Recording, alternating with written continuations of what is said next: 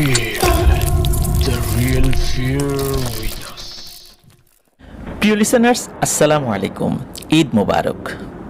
দেশ ও দেশের বাইরে যে যেখান থেকে আফনান দ্য হরর ওয়ার্ল্ডের আজকের ঈদ স্পেশাল এপিসোডের সাথে যুক্ত হচ্ছেন বা পরবর্তীতে হবেন, সকলকে জানাচ্ছি শুভেচ্ছা ও ভালোবাসা।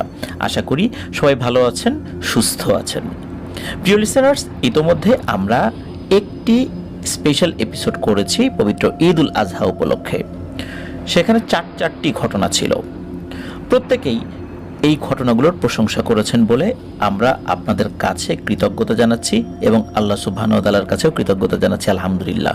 প্রত্যেকটি ঘটনাগুলো সংগ্রহ করা থেকে শুরু করে নিয়ে আপনাদের কাছে উপস্থাপন করা পর্যন্ত বেশ একটি দীর্ঘ প্রক্রিয়ার মধ্য দিয়ে আমাদেরকে যেতে হয়। আপনাদের ভালো লাগলেই আমাদের এই কষ্টটা সার্থক হয়। প্রিয় লিসেনার্স, গত ঈদ উল ফিতর উপলক্ষে আমরা যে কয়টি স্পেশাল এপিসোড করেছিলাম, এর মধ্যে প্রথম যে এপিসোডটি ছিল সেই এপিসোডের শিরোনাম ছিল নরকের পিশাচ। আর এই নরকের পিশাচ ঘটনাটি আমাদেরকে দিয়েছিলেন সংযুক্ত আরব আমিরাত থেকে আপনাদের সকলের প্রিয় মেহেদী হাসান ভাই।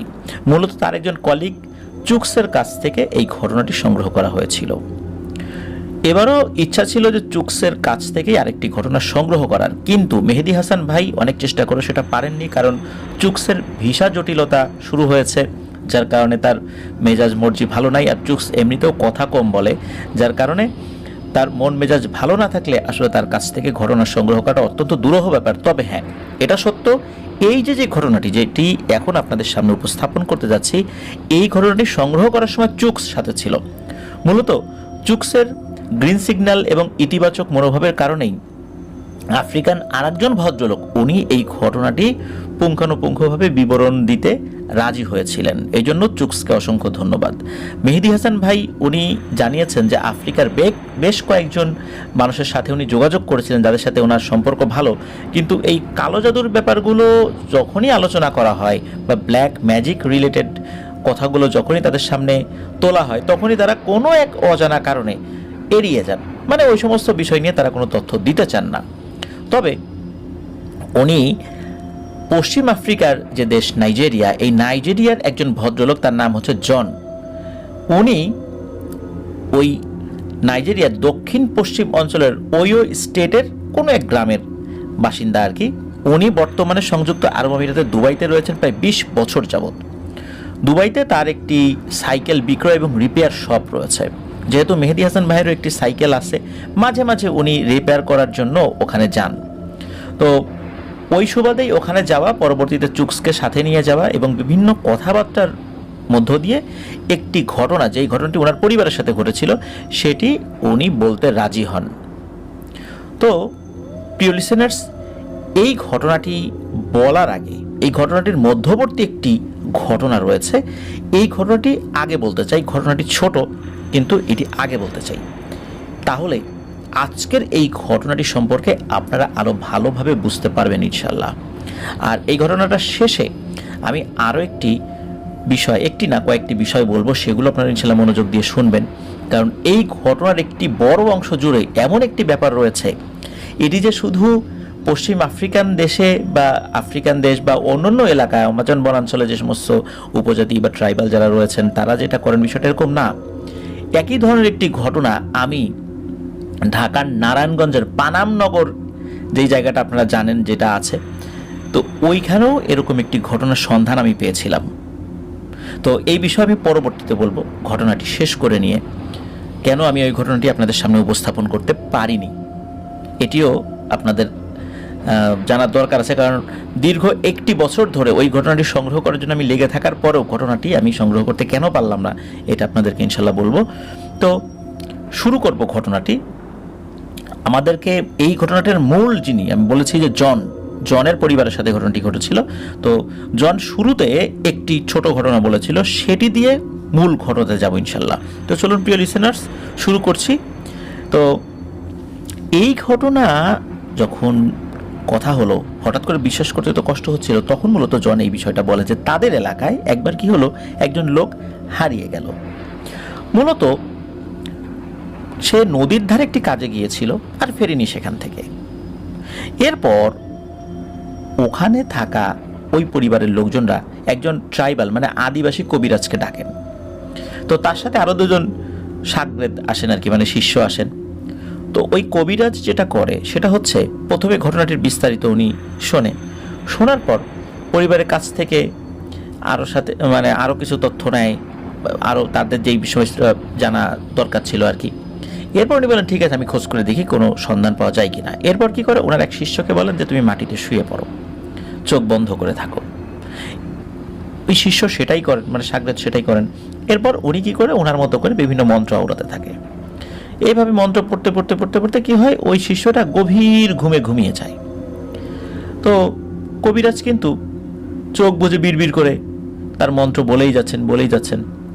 আর ওই যে তার যে শিষ্য, সে একদম মরা মানুষের মতো ঘুমাচ্ছে, মানে একদম নড়াচড়া নাই, একটু নড়বে যে না তাও নাই, একদম এমন ভাবে শুয়ে আছে মনে হচ্ছে মারাই গেছে। আসলে তার শ্বাস প্রশ্বাস চলছিল। এইভাবে প্রায় 1 ঘন্টা পার হয়ে যায় প্রায়। এরপর কি হয়, ওই শিষ্য ঘুম থেকে জেগে ওঠে। তখন ওই শিষ্য ওই কবিরাজের সাথে কিছু কথা বলে। প্রথমে কথা বলার পর তখন ওই কবিরাজ ওই ছেলের অভিভাবকদেরকে উদ্দেশ্য করে বলেন যে আসলে আমি আন্তরিকভাবে দুঃখিত, আপনাদেরকে কোনো ভালো খবর দিতে পারছি না, কারণ আপনাদের ছেলেকে হত্যা করা হয়েছে। তার মাথা কাটাবিহীন লাশ আপনারা পাবেন অমুক একটা জায়গা, মানে একটা জায়গার নাম বলেছিল আর কি, ওই এলাকার থেকে বেশ দূরে একটা জায়গা। তো কবিরা যেটাও বলে দিয়েছিল যে ওই লাশটা কিভাবে আছে এবং ওই জায়গার ঠিক কোথায় গেলে ওই লাশটাকে পাওয়া যাবে এবং কি উদ্দেশ্যে হত্যা করা হয়েছে সেটাও বলেন। তখন ওই পরিবারের লোকজন জিজ্ঞেস করে যে কারা মূলত আমার ছেলেটাকে মারলো, তুমি কিছু জানো? তখন ওই কবিরাজ বলে যে অন্য কিছু কবিরাজ, তারা তাদের কালো জাদুর চর্চার জন্য মূলত ওই ছেলেটাকে হত্যা করে মাথাটা নিয়ে গেছে। মূলত আফ্রিকা মহাদেশে এইভাবে মানুষকে ধরে মাথা কেটে নিয়ে যাওয়া এটা কিন্তু হামেশাই হয়। মূলত এই মানুষের মাথা দিয়ে, মানে একদম জীবিত অবস্থায় কেটে ফেলা মাথা দিয়ে কালো জাদুর চর্চা কিন্তু আফ্রিকাতে এটা বেশ প্রচলিত একটা ভয়ঙ্কর পদ্ধতি। এমনকি টাকার লোভে কিছু জঘন্য মনুষ্যরূপী শয়তানেরা মানুষকে এভাবে হত্যা করে মাথাগুলো বিভিন্ন কবিরাজের কাছে বিক্রি করে দেন। এটা দিয়ে অনেক ভয়ানক ভয়ানক কালো জাদু করা সম্ভব হয়।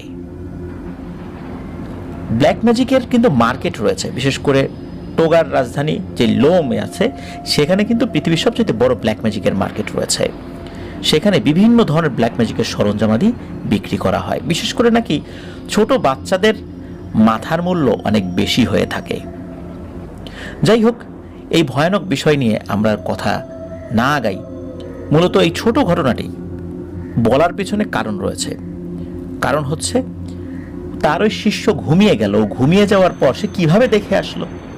আর দ্বিতীয় কথা হচ্ছে মানুষের কাটা মাথা দিয়ে ব্ল্যাক ম্যাজিক যে করা হয়, এই যে দুটো বিষয়, এই দুটো বিষয়ই আমাদের মূল ঘটনার ভেতরে রয়েছে।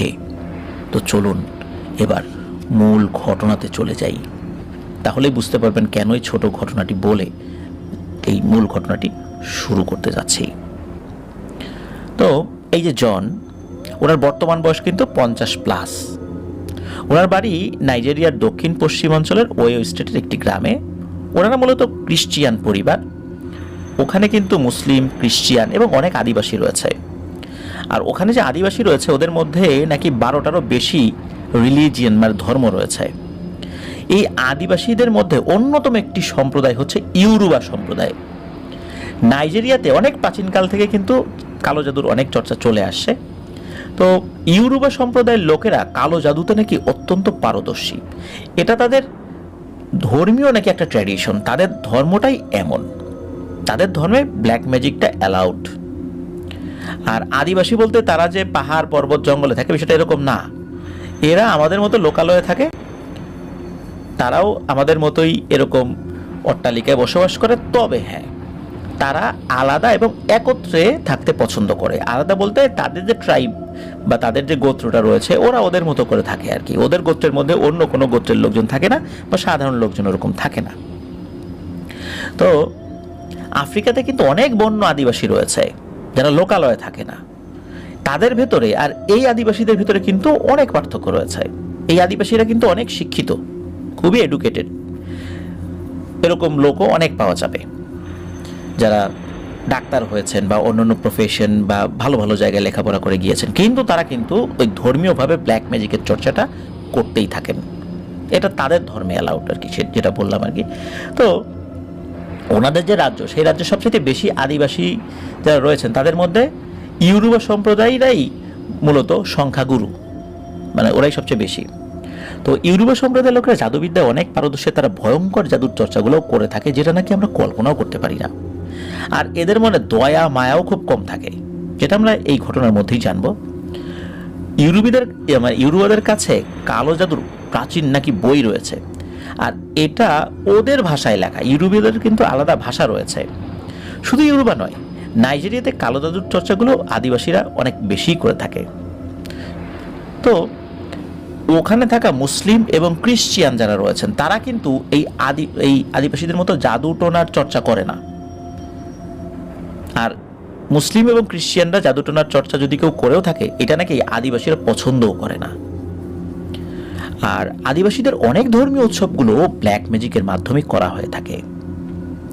ইউরোপা সম্প্রদায়ের অনেক লোক তাদের নিজের জীবন বিসর্জন দিয়ে দেয় শুধু নিজের গোত্র এবং সম্প্রদায়কে বিপদ ও অভিশাপ মুক্ত করার জন্য।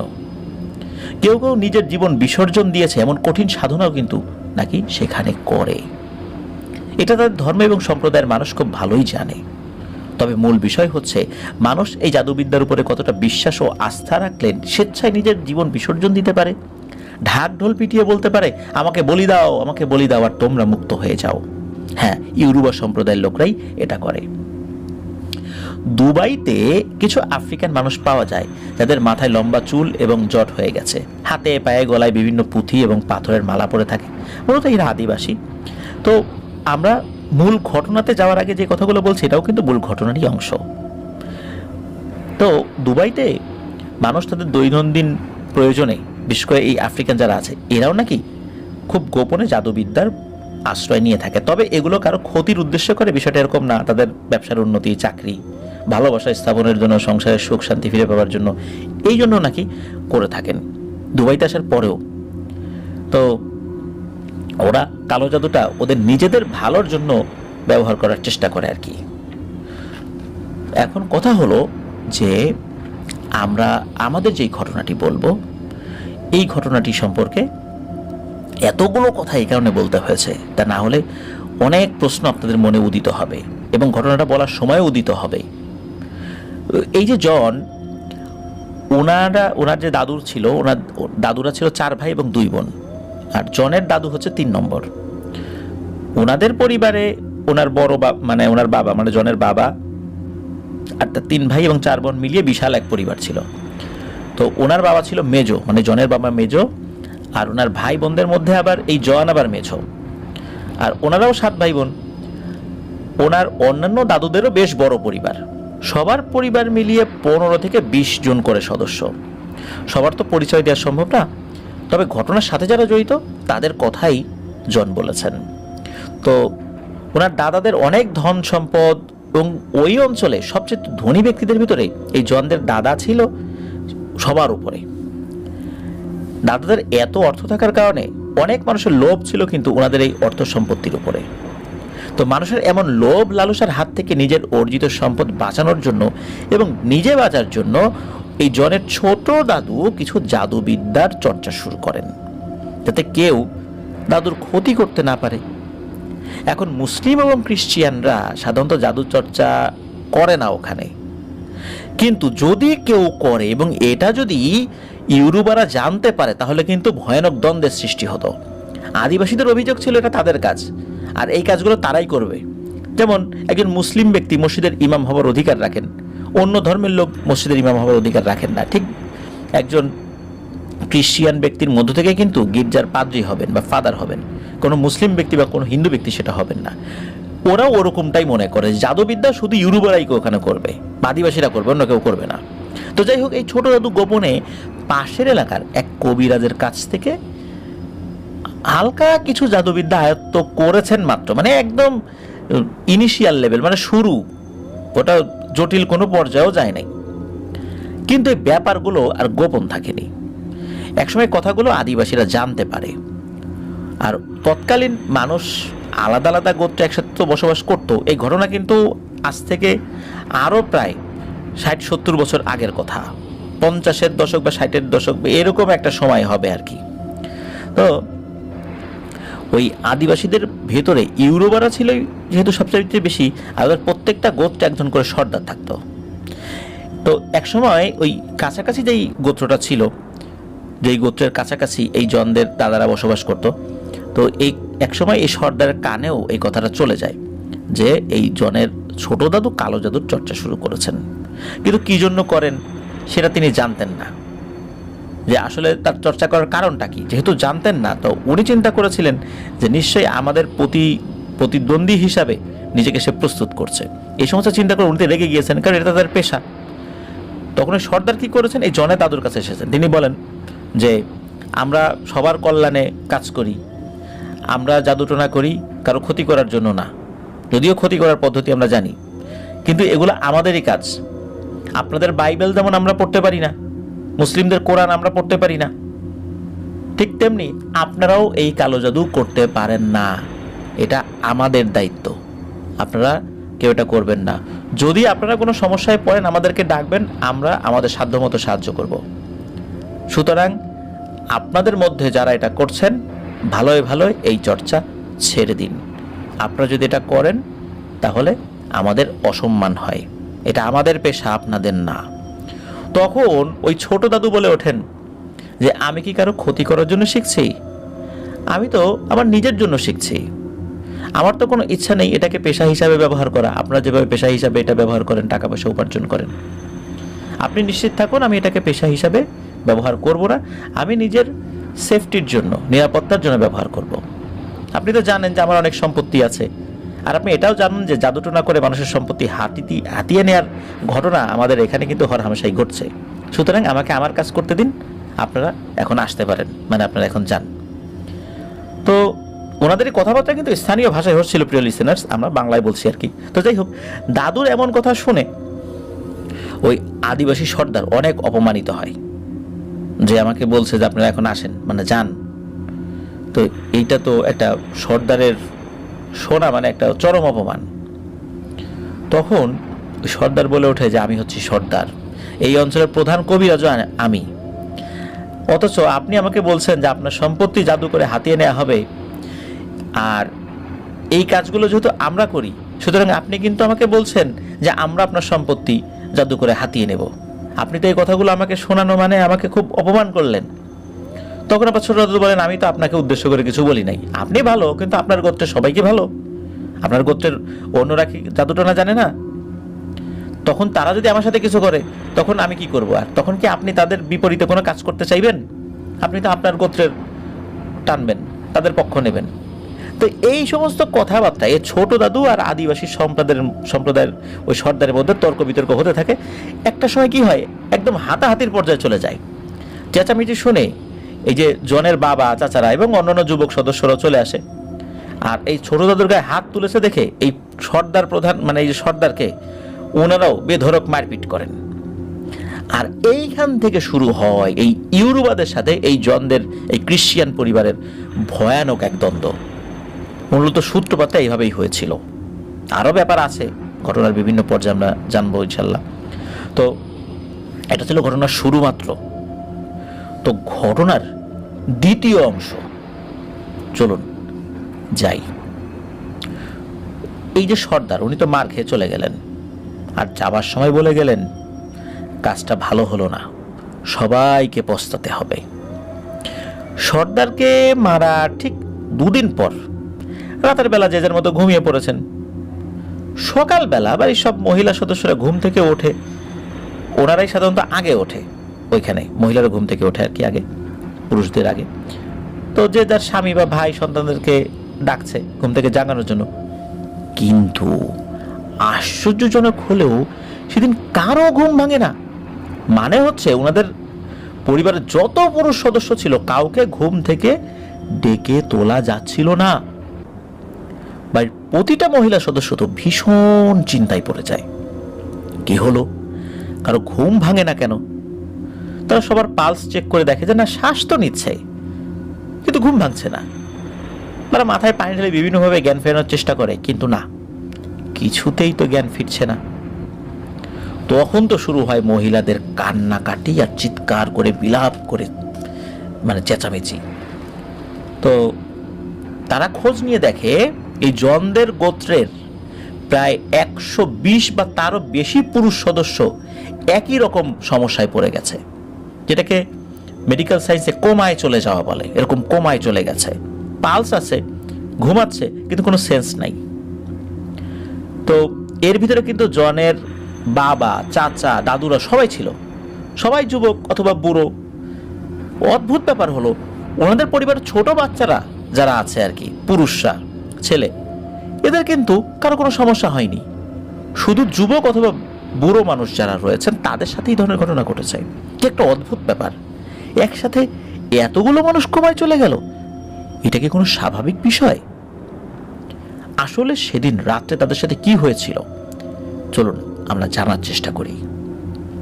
ওনাদের গোত্রের সব নারী সদস্য তো পাগল প্রায় তখন। প্রিয় লিসেনার্স, আপনারাই ভাবুন, আজ থেকে প্রায় 50 বছরেরও আগে চিকিৎসা পদ্ধতি কি এত উন্নত ছিল?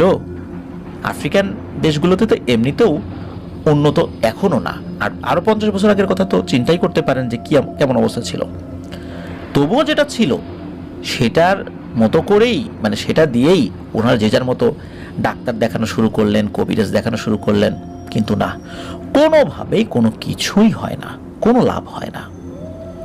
শেষমেশ কোনো উপায়ন্তর না দেখে মহিলারা নিজেদের মতো কথা বলে সিদ্ধান্ত নিলেন যে আমাদের আর কারো কাছে গিয়ে লাভ নাই, আমাদেরকে সেই আদিবাসী সর্দারের কাছেই যেতে হবে, তার কাছে গিয়েই এই সমস্যার সমাধানের চেষ্টা করতে হবে। নিশ্চয়ই এই সমস্যার শুরুটা ওনার কাছ থেকেই হয়েছে। তো তার কাছে যাওয়ার পর এই সমস্যার কথা বলেন, তারা কান্নাকাটি করেন, হাতে পায়ে ধরেন, কিন্তু সর্দার জানিয়ে দেন না, এই সমস্যার সমাধান তার কাছে জানা নাই, আর তিনি এই সমস্ত সমস্যার সৃষ্টিও করেন নাই। তার হাতে পায়ে ধরার পরেও কোনো লাভ হলো না, একরকম নিরাশ হয়ে চলে আসেন বাড়ির সব মহিলারা। পরামর্শ করতে থাকেন যে আসলে কি করবেন তারা। এভাবে একদিন কেটে যায়। পরের দিন মহিলারা মিলে স্থানীয় একটা গির্জার ফাদারের কাছে যান। ফাদার সবকিছু শুনে বলেন যে আচ্ছা ঠিক আছে, আমি দেখি কি করা যায়, আমার পরিচিত আরো যারা আছে এদের সাথে একটু কথা বলি, দেখি ওনারা কি পরামর্শ দেন। তো ফাদার ঘন্টা 3-4 সময় নিয়েছিলেন সবার সাথে যোগাযোগ করার জন্য। তো ফাদার এরপরে ওই গোত্রের এখানে আসেন এবং মহিলাদের সাথে কথা বলেন, এবং উনি যেটা জানান সেটা শুনে তো সবার পিলে চমকে যায়। তো ওই ফাদার বলেন যে এই যেই অবস্থাটা সৃষ্টি হয়েছে, মূলত এই গোত্রের পুরুষ সদস্যদের যেই আত্মাটা ঘুমের সময় বের হয়ে যায়,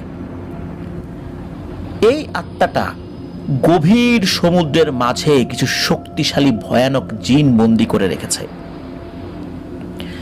আর এই কাজ কে করেছে? এই কাজ করে হচ্ছে ওই যে ইউরুবাদের যে গোত্র আর একটা আছে, ওই গোত্রের সর্দার। আর এখান থেকে সবাইকে মুক্ত করে আনাটা খুবই দুরূহ ব্যাপার। শুধু যে এই কাজ করেছে সেই মুক্ত করতে পারে। সুতরাং এখানে অন্য কারো কিছু করার নেই।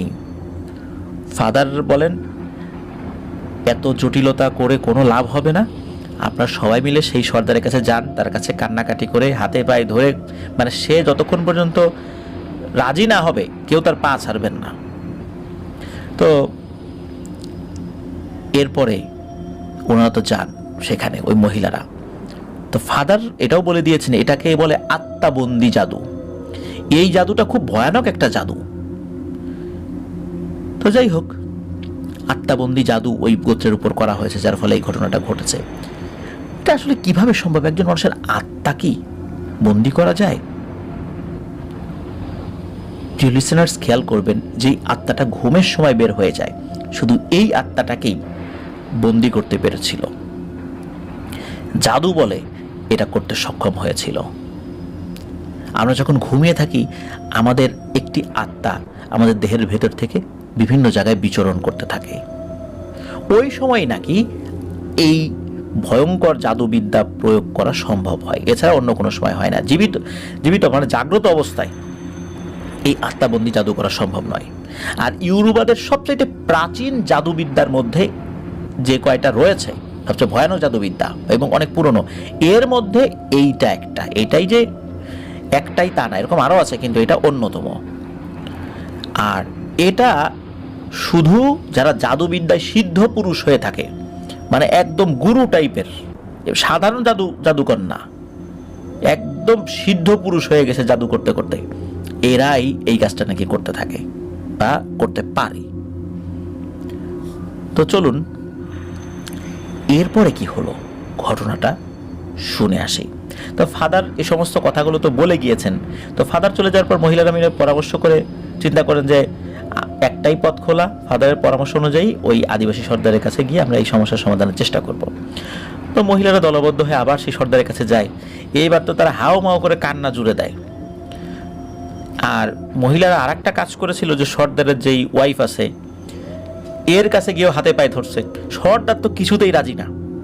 উনি তো প্রথমবার তো স্বীকারই করে নাই যে আমি এটা করছি, পরে স্বীকার করছে যে এটা আমি করছি, কিন্তু উনি রাজি না। বলে না, আমার গোত্রের এতগুলো মানুষের সামনে আমাকে অপমানিত করছে, আমার গায়ে হাত তুলছে, তো এখন আমি যদি ওদেরকে কোনো শাস্তি না দেই তাহলে আমার গোত্রের লোক আমাকে মানবে না। আমি এই শাস্তি দেবই, ওদের আর কোনো মুক্তি নাই। এখন সবাই তো কান্নাকাটি, এমনভাবে কান্নাকাটি জুড়ে দিয়েছে। বিশেষ করে এরপরে ওই ইউরোবা সর্দারের যে স্ত্রী, সে এসে তার স্বামীকে বলছে যে তুমি ছেড়ে দাও, এই এত কঠিন কাজ করো না, ওদেরকে মাফ করে দাও, দেখো না কীরকম কান্নাকাটি করতেছে, আমার তো ভালো লাগতেছে না, মাফ করে দাও। তো এইরকম কান্নাকাটি দেখে ওই সর্দারেরও মন কিছুটা গলে যায়। উনি একটু দ্বিধাগ্রস্ত ছিলেন যে ওনার গোত্রের লোকজন ওনাকে আবার কিছু বলে কিনা। তখন ওরা ওই গোত্রেরও বেশ কয়েকজন মুরব্বী বলছে, আচ্ছা সর্দার যাও, মাফ করে দাও, এবার মতো মাফ করে দাও, বুঝতে পারে নাই, মাফ করে দাও। এই সবাই মিলে যখন সর্দারকে বলছে, আর সর্দারের মনের মধ্যে একটা খচখচানি ছিল ওই গোত্রের লোক কি বল। যখন গোত্রের লোকজনের ভিতর থেকে কয়েকজন বলছে যে মাফ করে দাও, তখন সর্দার বলছে আচ্ছা ঠিক আছে যাও, মাফ করে দিলাম। তোমার যেই গোত্রের বিশেষ করে ওই মহিলাদের যিনি সর্দারনি ছিলেন আর কি, যারা আসছে আর কি, মানে যিনি সবচেয়ে মুরব্বী ছিলেন জনদের ফ্যামিলির, তো বলছেন যে ঠিক আছে, তোমার গোত্রের সবার আত্মাকে ফিরিয়ে দেওয়ার প্রক্রিয়া আমি শুরু করব, যেটা বন্দি করে রাখা হয়েছে, কিন্তু আমার কয়েকটা শর্ত আছে, শর্তগুলো আগে শুনে নাও। তো শোনার আগেই ওই মহিলারা বলেন, আপনার যে কোনো শর্তে আমরা রাজি আছি, আপনি শুধু বলেন, আমাদের এতটুকু বিশ্বাস আছে আপনি এমন কোনো শর্ত বলবেন না যেটা আমরা পালন করতে পারবো না। যেহেতু ওখানে আরও অনেক মহিলারাও ছিলেন, তারাও অনুরোধ করছিলেন ওই গোত্রেরই। তখন ওই সর্দার বলেন যে ঠিক আছে, যেহেতু আমি তোমাদের উপকার করতেই চাচ্ছি, ওরা যখন সুস্থ হয়ে যাবে, ওদের শরীরে আত্মা ফেরত আসবে এবং ওরা ঘুম থেকে জাগ্রত হবে, ওরা সবাই আমার কাছে এসে ক্ষমা চাইবে, এবং যারা আমার গায়ে হাত তুলেছে তারা আমার গোত্রের এখানে এসে আমার গোত্রের সকলের সামনে আমাকে পায়ে ধরে ক্ষমা চাইবে। তখন ওই মহিলারা বলেন যে হ্যাঁ তাই হবে। কিন্তু এখানে একটা সমস্যা আছে। সমস্যা হচ্ছে যে নাইজেরিয়ার ওই অঞ্চলে কিন্তু ক্রিশ্চিয়ানদের মর্যাদাটা বেশি আদিবাসীদের থেকে। আর এই জনদের ফ্যামিলি কিন্তু ওই অঞ্চলে একটা সম্ভ্রান্ত পরিবার, ওরা অনেক ধনী।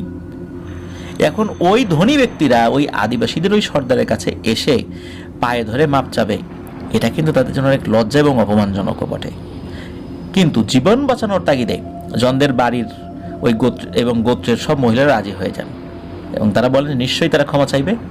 আর প্রথমে ওদের হয়ে আমরা আপনাদের কাছে ক্ষমা চাচ্ছি, এরপর ওরাও এসে আপনাদেরকে ক্ষমা চাইবে, আপনি তাদেরকে ক্ষমা করে দিন। সর্দার বলে একটা কথা মনে রাখবেন, কিন্তু তারা যদি মুক্তি পাওয়ার পর আমার কাছে এসে ক্ষমা না চায় তাহলে কিন্তু ভবিষ্যতে এর থেকেও ভয়ানক কিছু হবে। তখন আমি যদি কিছু করিও, এরপরে এমন কিছু করব যে করার পরে ওইটা আমি আর ফেরত আনতে পারবো না। এখন তো আমি যেটা করছি সেটা ফেরত আনার ক্ষমতা আমার আছে, কিন্তু এরপরে কিন্তু আমি এমন কিছু করব এটা আমার ক্ষমতার বাইরে, তখন আর কোনো সমাধান হবে না। সর্দারের এমন ইঙ্গিত বুঝতে পেরে কারো বাকি থাকলো না যে আসলে কি বুঝাতে চেয়েছেন তিনি। তখন মহিলারা আবারও বলেন, নিশ্চয়ই তারা ক্ষমা চাইবে আর সবকিছু স্বাভাবিক হয়ে যাবে, আপনিও মন থেকে ক্ষমা করে দিয়েন। তখন সর্দার বলে, আচ্ছা ঠিক আছে, যান, আপনারা চলে যান, আজ রাত্রে সবার আত্মা ফেরত আসবে এবং কাল সকালে সবাই জাগ্রত হবে। জাগ্রত হওয়ার পরপরই দেরি যেন না হয় আমার কাছে এসে ক্ষমা চাইতে। মহিলারা হাস ওসব জবাব দিয়ে নিজের বাড়িতে ফেরত আসে এবং রাতের জন্য অপেক্ষা করতে থাকেন। রাতে তো বাড়ির মহিলারা কেউ ঘুমান না, সবাই জেগে আছেন এটা দেখার জন্য যে কখন তাদের বাড়ির পুরুষ সদস্যের ঘুম ভাঙবে, কখন জেগে উঠবে। এরকম অপেক্ষা করতে করতে কিন্তু অনেকে ঘুমিয়েও পড়েছেন। হঠাৎ মাঝরাত থেকে শুরু হয় চিৎকার চেঁচামেচি। মানে যখন মহিলারা দেখলো তার বাড়ির সদস্যদের জ্ঞান ফেরা শুরু করেছে, তখন তারা তা আনন্দে চিৎকার চেঁচামেচি শুরু করে দিয়েছে। সে রাতে একে একে সবার জ্ঞান ফেরত আসে। বাড়ির প্রতিটা পুরুষ সদস্য যারা কোমায় ছিল তারা কেউ বুঝতে পারে না যে আসলে হয়েছিলটা কি। তারা দেখতেছে বাড়ির সবাই আনন্দ উৎসব লাফালাফি করতেছে, কেউ এক ধরনের ঢোল বাদ্য বাজাচ্ছে। তারা মনে হয় আমরা তো ঘুমিয়েছিলাম, তো ঘুম থেকে উঠলাম, এটা কি হলোটা কি। তারা কিন্তু তখনও বুঝতে পারেনি আসলে সমস্যাটা কি। যাই হোক, ধীরে ধীরে সবাই জড়ো হতে থাকে, মানে পাশাপাশি ঘর হওয়ার কারণে, আর চিৎকার চেঁচামেচি সবাই তো এক জায়গায় আস্তে আস্তে জড়ো হয়। তো পরিবেশ একটু ঠান্ডা হলে মহিলারা বলতে শুরু করে আসলে কি ঘটেছিল। তখন বাড়ির প্রতিটা পুরুষ সদস্য বলে, আরে আমরা তো ঘুমিয়েছিলাম, এখন ঘুম থেকে উঠলাম, আর ঘুম থেকে উঠে তো তোমাদের চিৎকার চেঁচামেচি শুনতে পাচ্ছি, মনে হলো তোমাদের চিৎকারেই তো ঘুম ভেঙে গেছে আমাদের। এর মধ্যে একজন বলে যে আমি না একটা স্বপ্ন দেখছিলাম, আমি দেখছিলাম আমি গভীর সমুদ্রের ভেতরে হাবুডুবু খাচ্ছি আর বাঁচাও বাঁচাও বলে চিৎকার করছি, কিন্তু কেউ আমাকে সাহায্য করেনি। কিছুক্ষণ পর লক্ষ্য করলাম, আরে আমি শুধু একা না, এখানে আমার আরো অনেক প্রতিবেশী ভাই বেরাদার রয়েছে, তারাও আমার মতো প্রাণ বাঁচানোর জন্য চেষ্টা চালিয়ে যাচ্ছে, চিৎকার করছে। আরো একজন বলে, আর আমিও তো একই স্বপ্ন দেখলাম।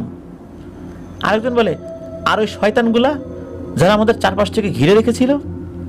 একজন বলে, আরে হ্যাঁ তাই তো, ওরা দেখতে কি যে ভয়ানক আর বিভৎস ছিল, ওই অবয়বগুলো ছিল কঙ্কালের মতো, আর তারা কথা বলছিল আর হাসছিল। তখন আবার আরো একজন বলে ওঠে, ওরা একজন বলছিল চেঁচিয়ে কোনো লাভ নেই, কেউ তোদেরকে বাঁচাতে আসবে না। তারপর তারা আবারও হাসতে থাকে। ওহ, কি বিভৎস সেই হাসি। তার মানে এখানে একটা জিনিস কিন্তু পরিষ্কার হয়ে গেল, তারা সবাই একই স্বপ্ন দেখেছে। কিন্তু এটা কি করে সম্ভব?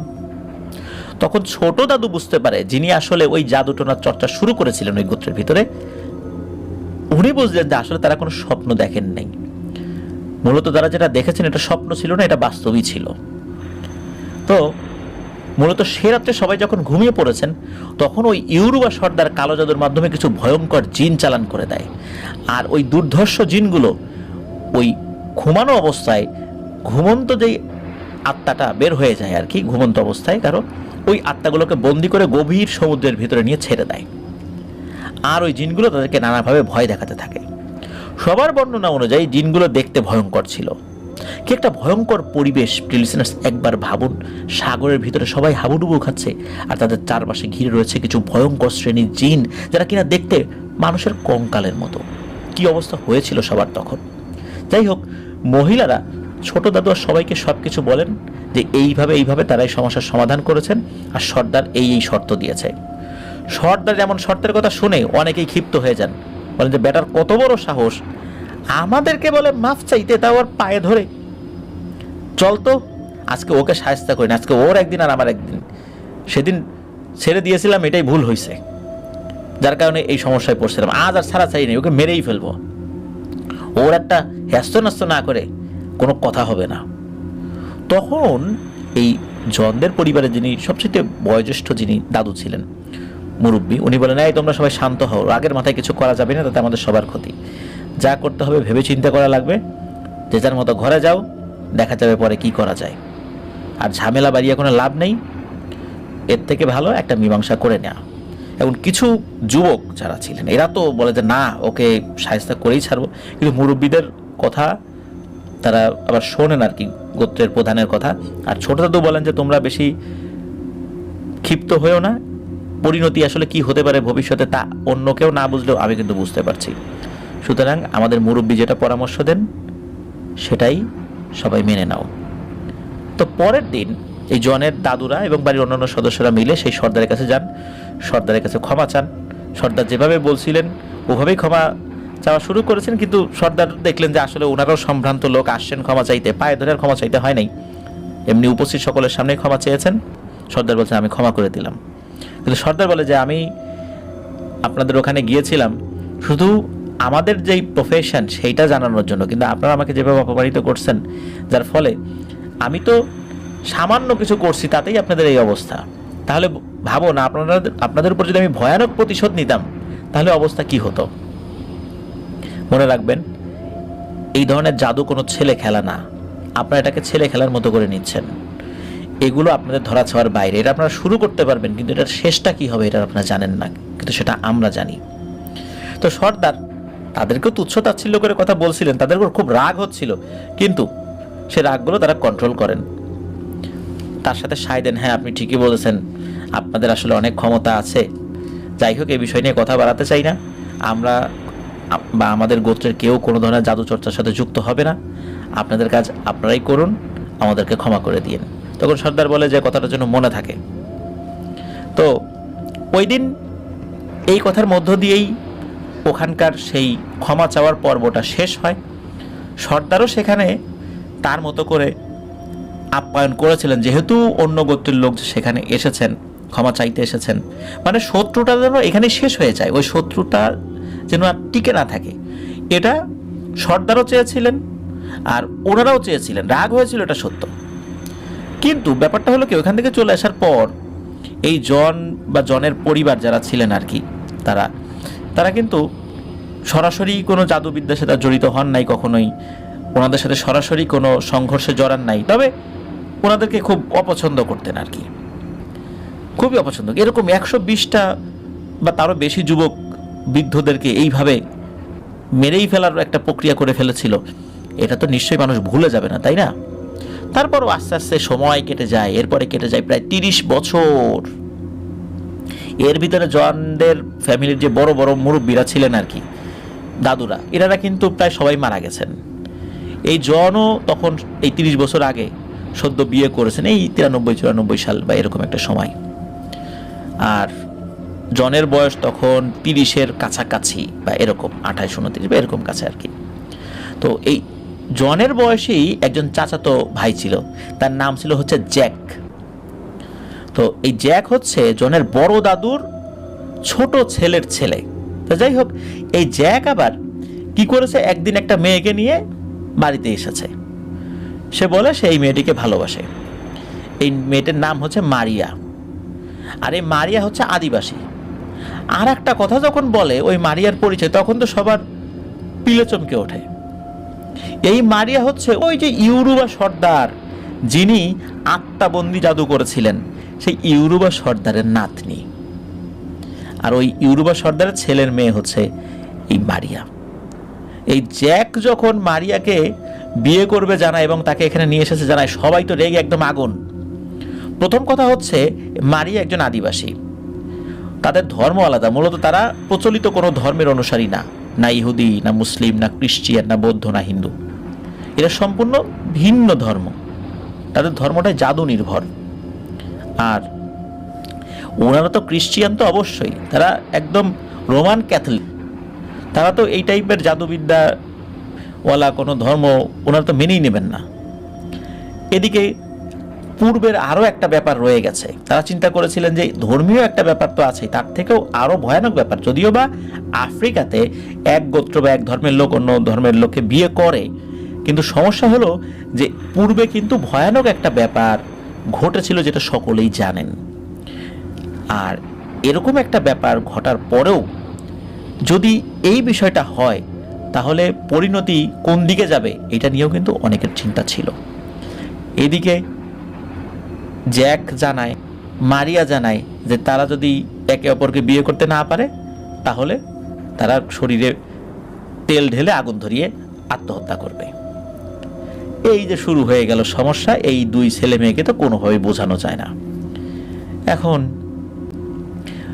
শেষ পর্যন্ত বাড়ির একজন মুরব্বী বলে যে, ওই মেয়েটাকে বলে যে, মারিয়া আসলে তুমি বোঝার চেষ্টা করো যে আমাদের যে ধর্ম, এই ধর্ম অনুযায়ী কিন্তু তোমাকে আমরা গ্রহণ করতে পারছি না। তোমরা আহলে কিতাব নও, আমরা তো এটা পারছি না। তখন ওই মারিয়া বলে যে আচ্ছা, আমি যদি খ্রিস্টান ধর্ম গ্রহণ করি তাহলে আমাদের কোনো সমস্যা নাই। তখন বলে যে না, তাহলে আমরা চিন্তা ভাবনা করব, আশা করছি কোনো সমস্যা হবে না। তখন বলে ঠিক আছে, আমাকে চার্চে নিয়ে যান, চার্চে নিয়ে গিয়ে ওখানকার ফাদার আমাকে খ্রিস্টান বানাবেন, তারপরে না হয় বিয়ে হবে ওই সময়। তখন তো তারা রাজি হয়ে যান।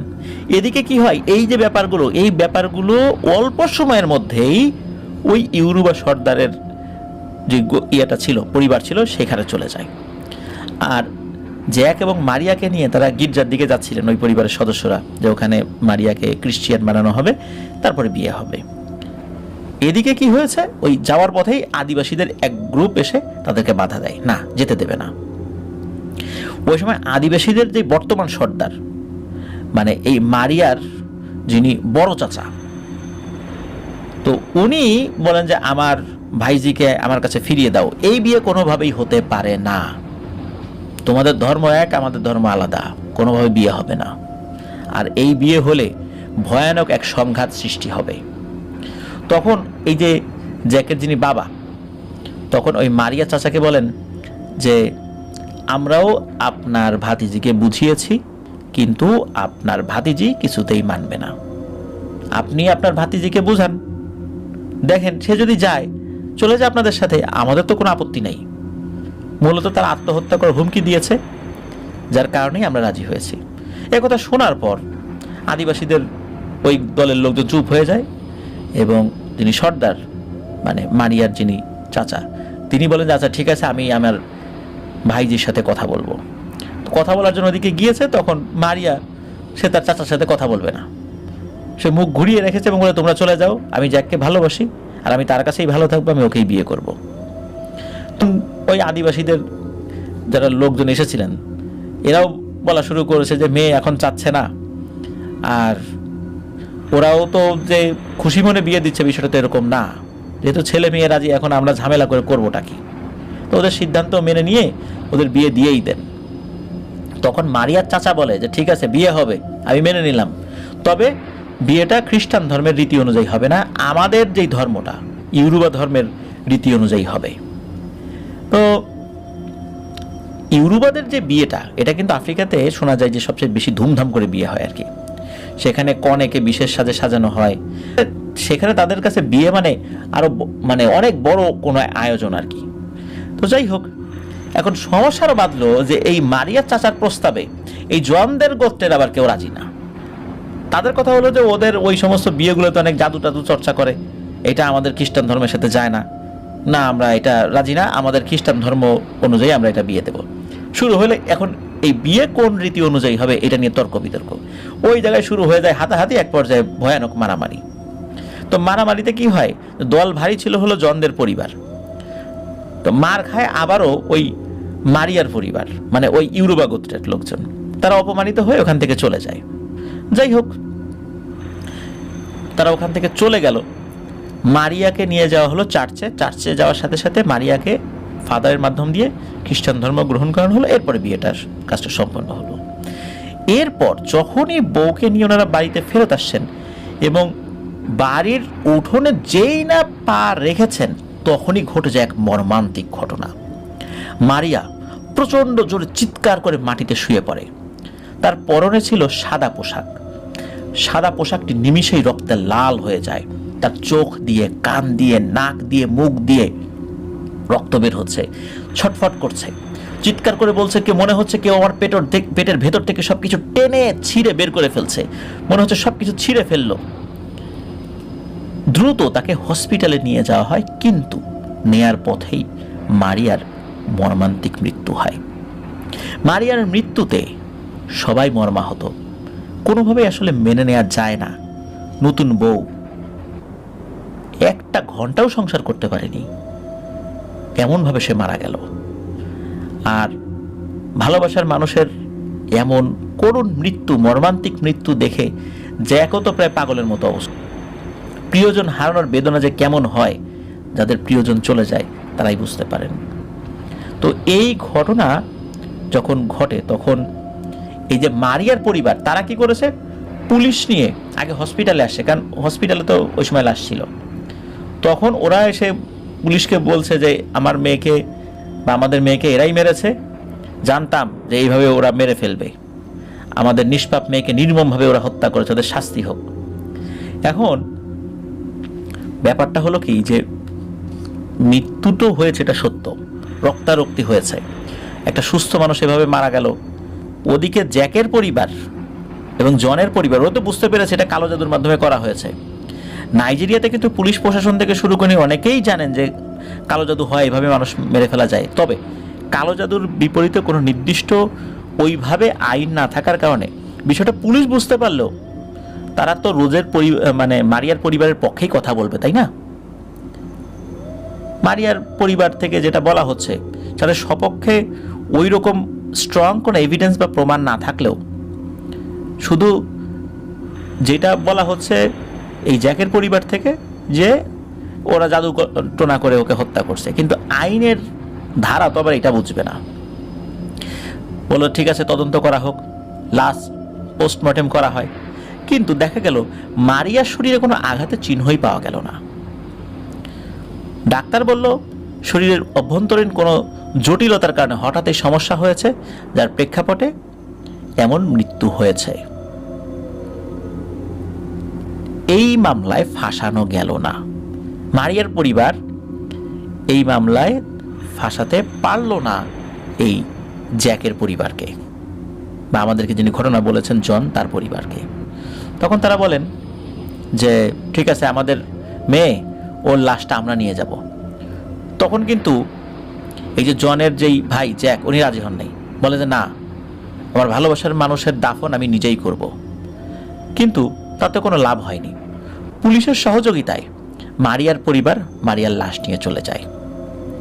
একরকম নিরুপায় হয়েই সবাই বাড়িতে ফেরত আসেন। বিয়ের অনুষ্ঠানের আনন্দ তো দূরের কথা, এই বিয়েকে কেন্দ্র করে সবাই এক শোকের মধ্যে চলে যান। যেটাই হয়েছেন সবাই সবকিছু মেনে নেওয়ার চেষ্টা করেন। এই ঘটনার 5 থেকে 6 দিন পর এই জন উনি জানতে পারেন, বা ওনার সব পরিবারের সবাই জানতে পারেন যে মারিয়ার পরিবার তাদের সব কিছু ছেড়ে ছুড়ে দিয়ে তারা দূরের কোথাও চলে গেছে। মানে ওই গোত্রের মারিয়ার চাচা তো ছিল ওই গোত্রের প্রধান, মারিয়ার বাবা তো গোত্রের প্রধান ছিলেন না আর কি। মানে মারিয়ার বাবার যিনি বড় ভাই, উনি গোত্রের প্রধান ছিলেন, উনি আছেন, কিন্তু মারিয়ার মা, বাবা, তার ভাই বোনেরা তারা কি করছেন, ওই গোত্র ছেড়ে দিয়ে তাদের যতটুকু সহায় সম্পত্তি ছিল তাদের চাচার কাছে বুঝিয়ে দিয়ে তারা যেন কোথায় চলে গেছে। তো জনের পরিবার ধরে নিয়েছিলেন যে মেয়ে হারানোর শোকেই হয়তো এমনটা করেছে। এটা কিন্তু 5 থেকে 6 দিনের মাথায় এই খবরটা শুনেছিলেন। তো এই মারিয়া মারা যাবার 7 দিন পরের ঘটনা। এক রাত্রে এই জনের চাচাতো ভাই জ্যাক, মানে যার সাথে মারিয়ার বিয়ে হয়েছিল, সে তো চিৎকার চেঁচামেচি শুরু করেছে। এই চিৎকার চেঁচামেচিতে এই জনেরও ঘুম ভেঙে যায়। প্রথমে ধরে নিয়েছিলেন যে স্ত্রী হারানোর বেদনায় এমনিতেই সে অনেকটাই মানসিকভাবে দুর্বল হয়ে গেছে, এলোমেলো কথা বলছে, হয়তোবা রাতের বেলাও ঘুমের ভিতরে মারিয়াকে স্বপ্নে দেখেছে, যার কারণে হয়তোবা এমনটা করছে। কিন্তু একটু পরেই সকলের ভুলটা ভেঙে যায়। এই জ্যাক শুধু একা না, ওদের বাড়ির প্রতিটা সদস্য এরকম চিৎকার চেঁচামেচি শুরু করে দিয়েছে। এইরকম চিৎকার চেঁচামেচি শুনে কেউ তার ঘরে থাকতে পারেন নাই। এই জনও দৌড়ে বাইরে বের হন এবং গিয়ে যে দৃশ্যটা দেখেন সেটা দেখে উনি হতভম্ব হয়ে যান। উনি দেখেন জ্যাক মাটিতে গড়াগড়ি করছে আর মুখ দিয়ে গল গল করে রক্ত বের হচ্ছে। তো উনি যখন ওকে ধরতে গিয়েছেন এবং ওর কাছে গিয়েছেন, তখন মনে হলো কোনো অদৃশ্য শক্তি এই জনকে ছুঁড়ে দূরে ফেলে দিল। প্রচন্ড ব্যথা নিয়ে নিরুপায় হয়ে কোনো মতে দাঁড়িয়ে দাঁড়িয়ে দেখতে লাগলেন এই করুণ দৃশ্য। জনের আগে যারাই জ্যাককে ধরার চেষ্টা করেছে সবার সাথে নাকি একই ঘটনা ঘটেছে, কেউ তার কাছেই যেতে পারেনি। আর এই জন্য বাড়ির প্রতিটা সদস্য এরকম চিৎকার করছে, কেউ তো কাছে যেতে পারছে না। আরে কি হলো, আমার ছেলের কি হলো, এরকম করে চিৎকার চেঁচামেচি করছিল।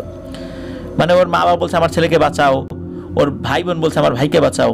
তো এইভাবে ছটফট করতে করতে জ্যাক একসময় নিস্তেজ হয়ে যায় আর মাটিতে পড়ে থাকে তার নিথর দেহ।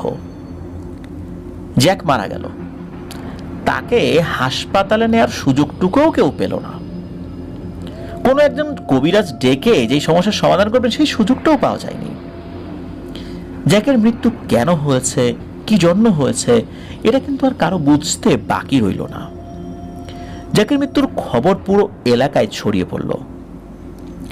সবাই বিষয়টা জানতে পেরে বলল এটা নিশ্চয়ই ওই মারিয়ার পরিবারের কাজ, তারা মেয়ে হত্যার প্রতিশোধ নিয়েছে। এদিকে জনের পরিবার এবং গোত্র জুড়ে একটা আতঙ্ক বিরাজ করতে লাগলো, কারণ পরপর দুটি অস্বাভাবিক মৃত্যু। তারপরে যেমন এই যে বর এবং কনে দুজনকেই তো মেরে ফেলা হলো, আর এই বিয়েতে কিন্তু অনেকে জড়িত ছিল। তারপরে ওই সময় বিশেষ করে বিয়েতে যখন যাচ্ছিল গির্জায়, তখন ওইখানে ইউরোবা গোত্রের যিনি বর্তমান সর্দার, তার সাথে তো অন্যদের হাতাহাতি হয়েছে, মারামারি হয়েছে। এখন কি পরিণতি হবে সবার, এই টেনশনে সবার অবস্থাই শোচনীয়। সবাই বুঝতে পেরেছিল মারিয়ার পরিবার তাদেরকে ছেড়ে দেবে না, খুব ভয়ঙ্কর কিছু একটা করেই তারা এলাকা ছেড়েছে। যাই হোক, জ্যাকের দেহ কফিনে করে দাফন করা হয়, যেহেতু তার ক্রিশ্চিয়ান ছিল সেই রীতিনীতি অনুযায়ী দাফন করা হয়েছে। এরপর উপস্থিত সবাই এই জনের চাচা অর্থাৎ জ্যাকের বাবাকে বলে, আপনার ছেলে ও পুত্রবধূ দুজনে তো মারা গেল, আমাদের মনে হয় না এখানে শেষ, খুব শীঘ্রই এর একটা সমাধান না করলে পূর্বের হিসাব অনুযায়ী অর্থাৎ আজ থেকে প্রায় 30 বছর আগে যে ঘটনা ঘটেছিল সেটা আবারও ঘটবে, অর্থাৎ আমাদের সবাইকে একে একে মরতে হবে। তখন অনেকে একই কথা বলে যে আসলেই তো তাই, এরকম সমস্যা সামনের দিকে হতে যাচ্ছে। শুরুতে মারিয়া, এরপরে জ্যাক, এরা দিয়েই আসলে শুরু, শেষ কোথায় হবে বলা যাচ্ছে না, সুতরাং সমস্যার সমাধান করতে হবে। তখন এই জ্যাকের বাবা এবং চাচারা বলেন যে আমরা একজন কবিরাজের সাথে কথা বলে দেখছি বিষয়টা নিয়ে কি করা যায়। এরপর যে যার মতো বিদায় নিয়ে ওই সময়ের মতো চলে যান। তো এই জনের চাচারা একজন কবিরাজকে নিয়েও আসেন, তার কবিরাজ মানে কবিরাজি বিদ্যা উনি তো প্রয়োগ করা শুরু করেছেন। একটু পরে কবিরাজের মুখে প্রচণ্ড ভয়ের ছাপ দেখতে পাওয়া যায়, আর কবিরাজ বলেন যে আমাকে ক্ষমা করুন, আমি এই সমস্যার সমাধান করতে পারবো না, আমার বিদ্যা দ্বারা এই সমস্যার সমাধান হবে না, এটা আমার ক্ষমতার অনেক বাইরে, আপনারা আরো ভালো কাউকে দেখান। এই বলে কবিরাজ বিদায় নেন। তাকে জিজ্ঞেস করা হয় যে আসলে ঘটনাটা কি, কিছু তো বলবেন, কিছুটা তো বলে যান, কেন সমস্যার সমাধান করা যাবে না, পারবেন না বুঝলাম, কিন্তু হয়েছেটা কি? সে কিছুই না বলে হন হন করে হেঁটে চলে যায়। এরপরেও কিন্তু ওই এলাকায় আরো যে সমস্ত নাম করা কবিরাজ ছিল, যারাও জাদুবিদ্যা কাটানোতে পারদর্শী, জাদুবিদ্যা করাতেও পারদর্শী, এমন অনেককেই কিন্তু ডাকা হয়, কিন্তু প্রত্যেকেই বলে যে না, এই কাজ তাদের পক্ষে সম্ভব না। এদিকে জনের পরিবার কিন্তু জানেন যে এই কাজটা কারা করেছেন, তারপরও মানে কিভাবে এই কাজটা করা হয়েছে এটা ওনারা বুঝতে পারছিলেন না। কারা করেছেন এটা তো জানেনি।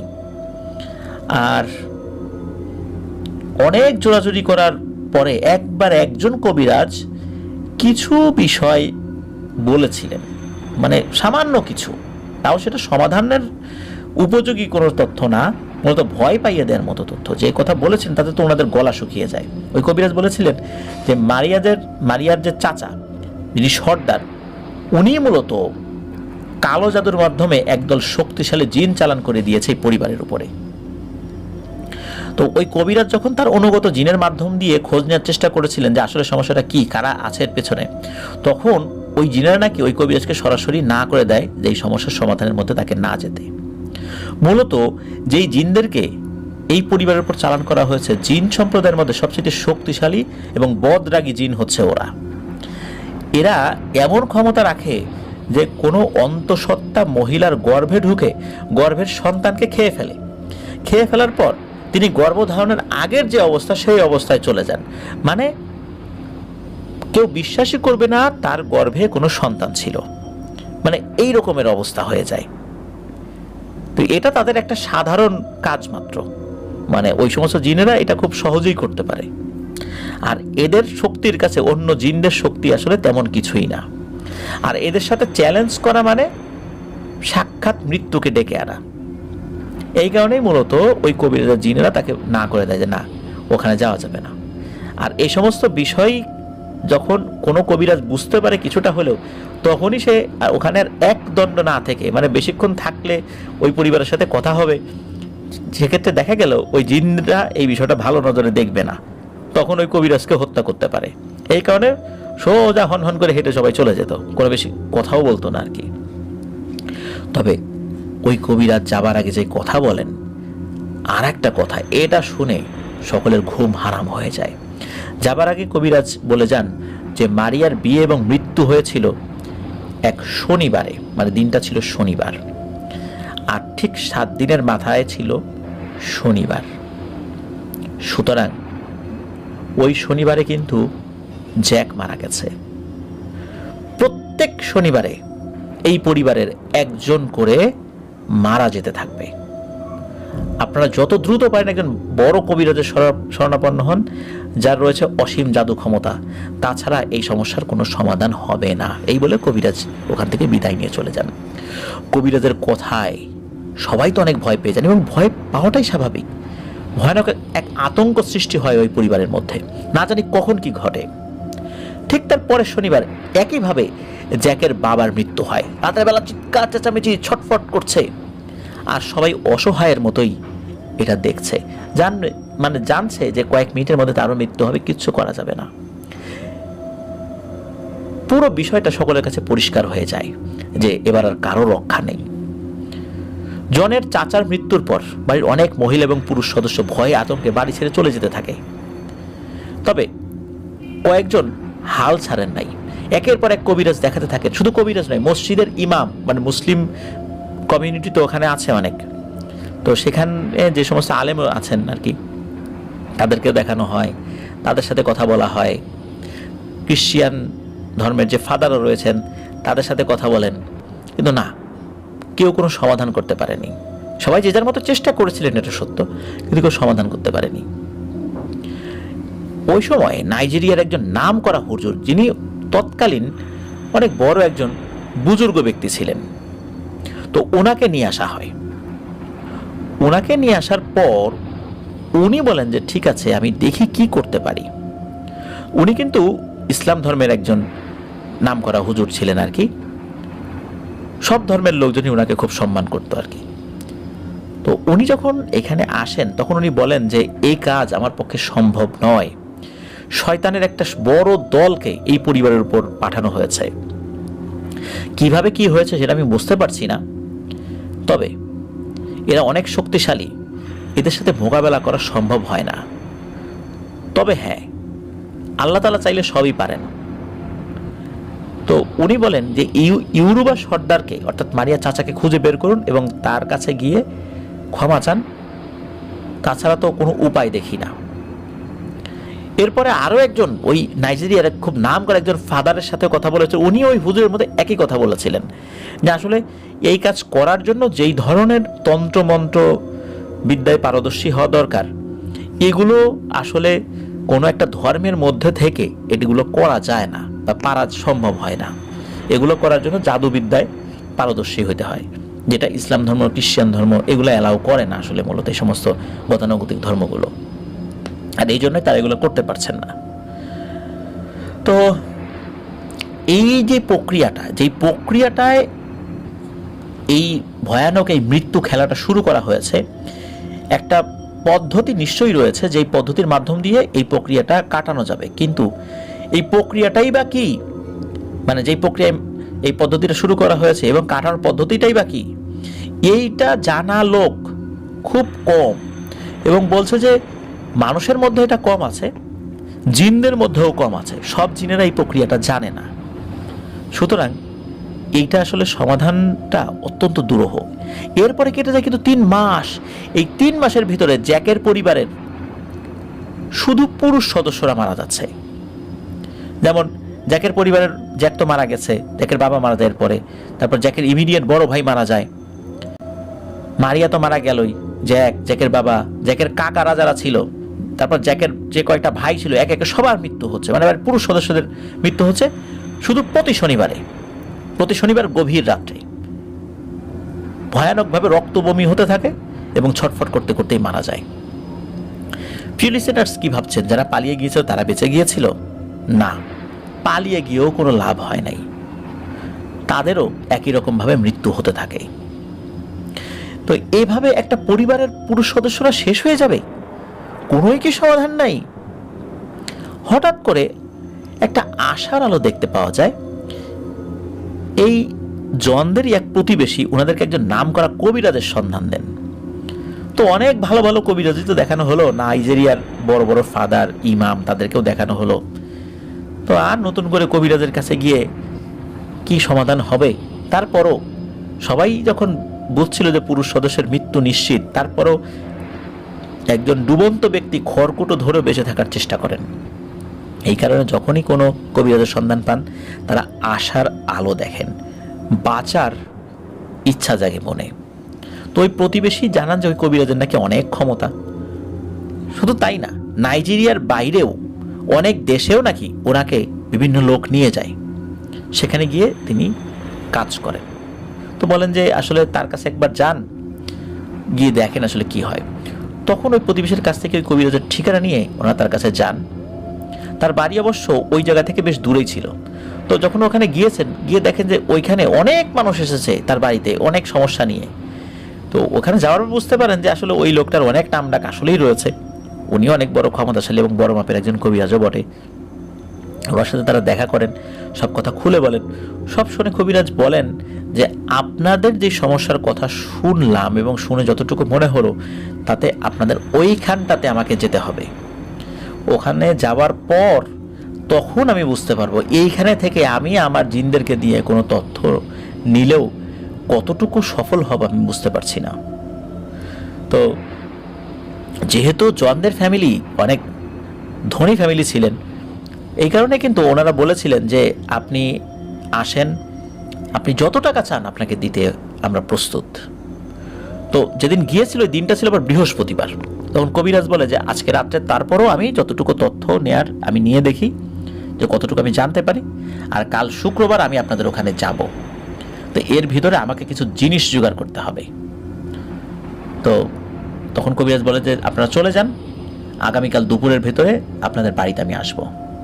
কবিরাজের কাছে ওই বাড়ির ঠিকানা দিয়ে ওনারা তো চলে আসেন এবং তার জন্য অপেক্ষা করতে থাকেন। তো কবিরাজ তার কথা রাখেন। ওনারা ভেবেছিলেন কবিরাজ এত ব্যস্ত মানুষ, আসলে কি আসবেন নাকি সাধারণ সমস্যা মনে করে উনি এড়িয়ে যাবেন। তবে কবিরাজ তার কথা রাখে। শুক্রবার দিন দুপুরের আগেই ওনাদের বাড়িতে এসে হাজির হন, মানে জনদের বাড়িতে এসে হাজির হন। তো কবিরাজ তার 4 সদস্যের একটা দল নিয়ে এসেছেন। তাদের প্রত্যেকের কাছে একটা করে ব্যাগ এবং ওইগুলোর ভিতরে কিছু জিনিস ছিল যেগুলো তারা ব্যবহার করবে আর কি। তো ব্যাগের ভিতরে কি ছিল সেটা দেখার সুযোগ আসলে ওনাদের হয় নাই, যার কারণে জন বলতে পারেন নাই। তো কবিরাজ বলেন যে সময় খুব কম, এই পরিবার থেকে আমাকে বলেন তো মোট কতজন মারা গেছে। তখন ওরা বলেন যে মারিয়া সহ মোট 12 জন।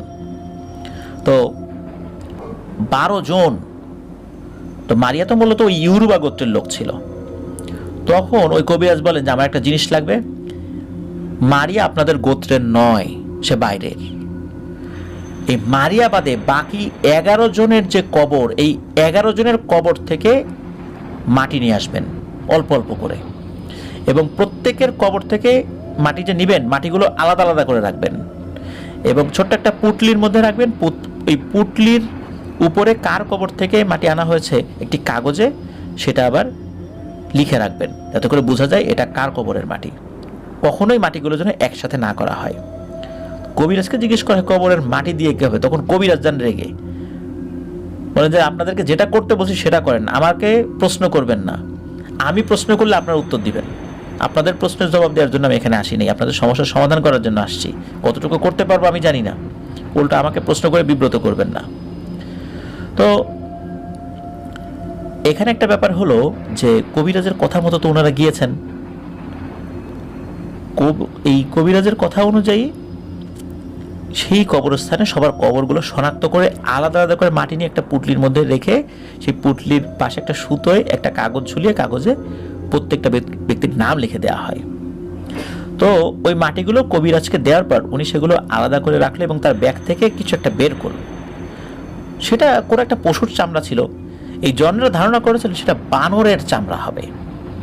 তো উনি অবশ্য জিজ্ঞেস করেছিলেন জন যে এই জিনিসটা কি। কবিরাজ অবশ্য তখন কোনো উত্তর দেয়নি। তো শুরু হয় কাজ। কবিরাজ বড় 3 থেকে 4টা চামড়া কেটে 11টা টুকরো করলো।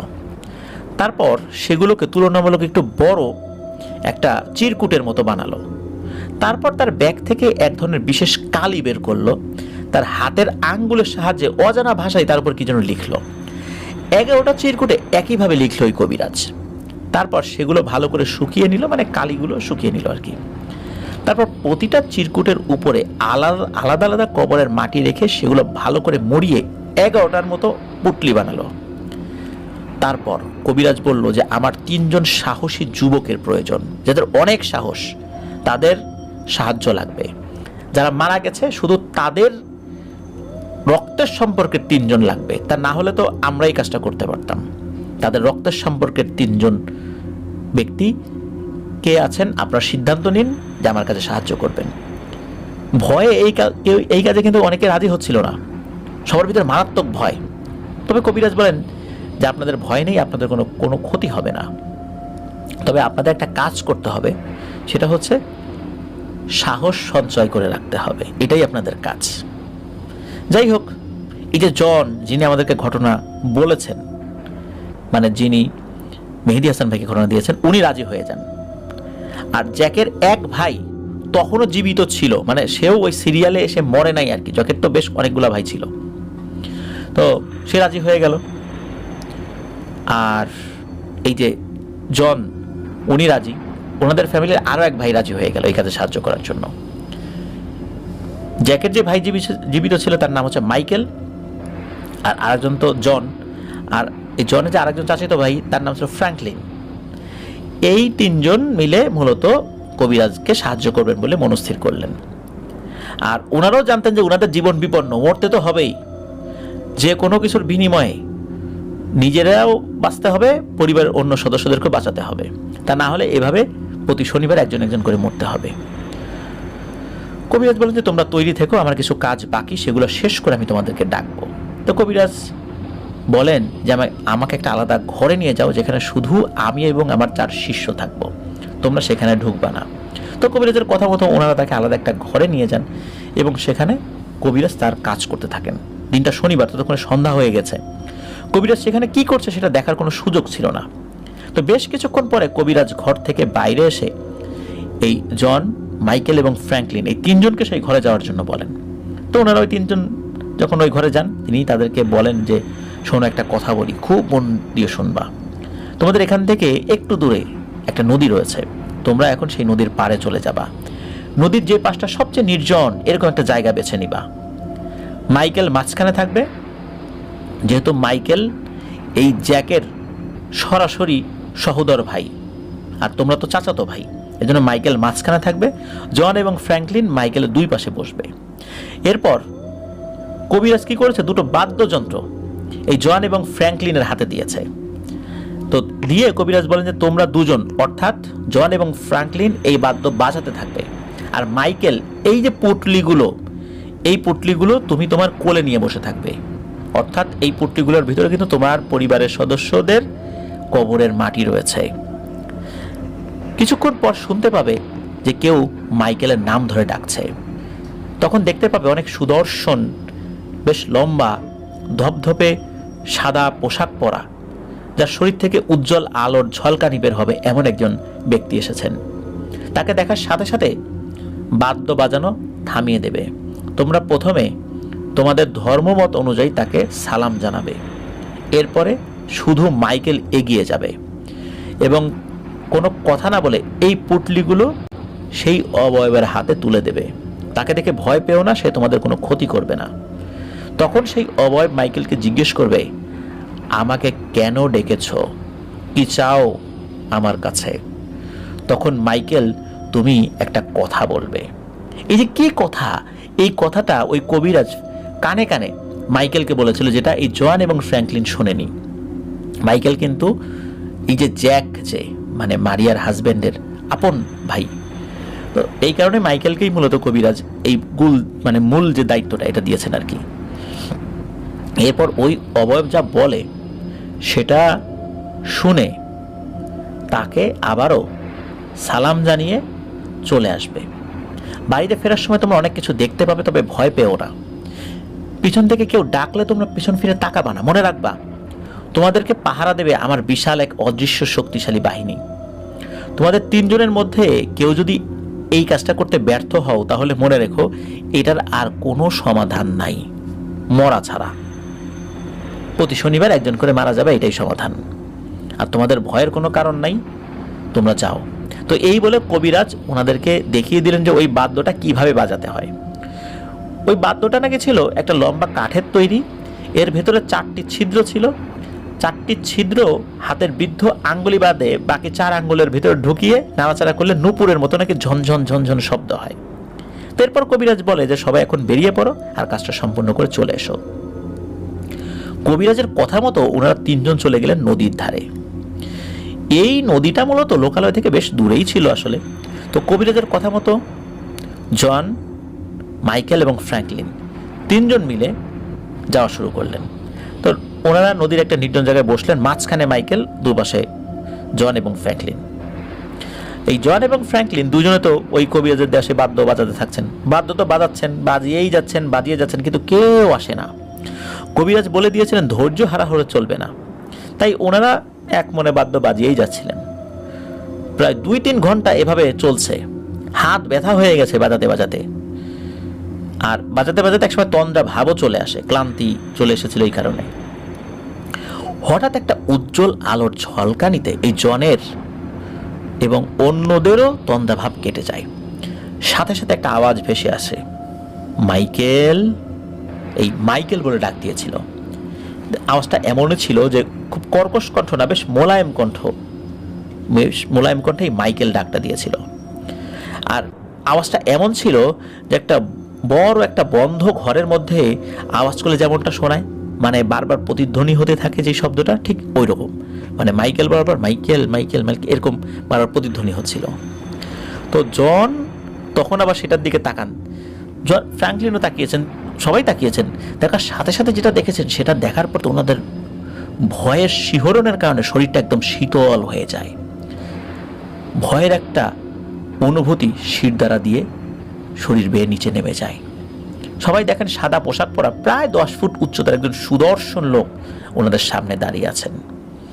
তার ওই পোশাক দিয়ে আলোর ঝলকানি বের হচ্ছে। তার গলায় যে মালা পরা সেটা মনে হচ্ছে হীরার মতো জলজল করছে। মুখ ভর্তি সাদা দাড়ি, মাথায় লম্বা চুলগুলো সব পেকে সাদা হয়ে গেছে। এত সুন্দর মানুষ নাকি ওনারা কখনোই দেখেননি।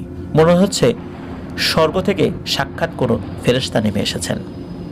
মন্ত্রমুগ্ধ হয়ে শুধু ওনার চেহারার দিকে তাকিয়ে আছেন 3 জন। এভাবে কয়েক সেকেন্ড পার হয়ে যায়। তখন মনে পড়ে যায় কবিরাজ তো শিখিয়ে দিয়েছিল যে কি করতে হবে, তাকে দেখার সাথে সাথে সালাম জানাতে হবে। এটা তো ভুলেই গিয়েছেন তার চেহারার দিকে তাকিয়ে। তো জন আবার মনে করে দিয়েছে সবাই ওনাকে সালাম জানাও। তখন 3 জনই তাকে সালাম করে তাদের ধর্মের নিয়ম অনুযায়ী। তো ওই সময়ে ওই অবয়বটা মাথা ঝাঁকিয়ে সালাম গ্রহণ করেনি, উনি ওনার ডান হাতটা উঁচু করে সালাম গ্রহণ করে। তখন ওই অবয়বটি বলে, তোমরা আমাকে কেন ডেকেছ, কি চাও আমার কাছে বলো। তখন মাইকেল বলে যে জনাব, আমার কাছে এই পুটলিগুলো আছে, এগুলো আপনাকে দিতে চাই। তো এই পুটলিগুলো হাতে নিয়ে ওই অবয়বের দিকে বাড়িয়ে দেয়। ওই অবয়ব ওই পুটলিগুলো গ্রহণ করে এবং সেগুলোর দিকে তাকিয়ে দেখে এবং এক দৃষ্টিতে তাকিয়ে আছে, ওই পুটলিগুলোর দিকে তাকিয়ে রয়েছে। এবং ওনারা 3 জনই বুঝতে পারছিলেন যে ওই অবয়বটা, তার যে 2টো চোখ, এই চোখ মনে হচ্ছে ভয়ানকভাবে লাল হয়ে গেছে, একদম রক্তবর্ণ হয়ে গেছে।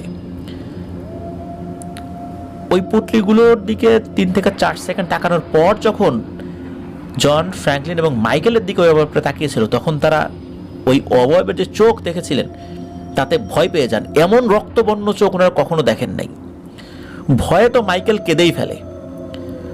তারে কান্না দেখে ওই অবয়বটা বলে কেঁদো না মাইকেল, ধৈর্য ধরো। তখন মাইকেল একটু সাহস পায়। মাইকেল বলে, হে মহাত্মা, আপনি দেখুন এখানে আমার প্রিয়জনদের কবরের মাটি রয়েছে, যাদেরকে জাদু করে নির্মমভাবে হত্যা করা হয়েছে, যারা সম্পূর্ণ নিরপরাধ ছিলেন। আর এই হত্যা করেছে একদল শয়তানের অনুসারী। যারা যারা এই কাজের সাথে জড়িত, আমি সবার শাস্তি কামনা করছি। আপনি আমাদেরকে সাহায্য করুন, তা না হলে এক্ষুনি আমাদেরকেও মেরে ফেলুন, কারণ মৃত্যু আমাদের সামনে, মরতে তো হবেই। ওই শয়তানের অনুসারীদের কাছে মরতে চাই না।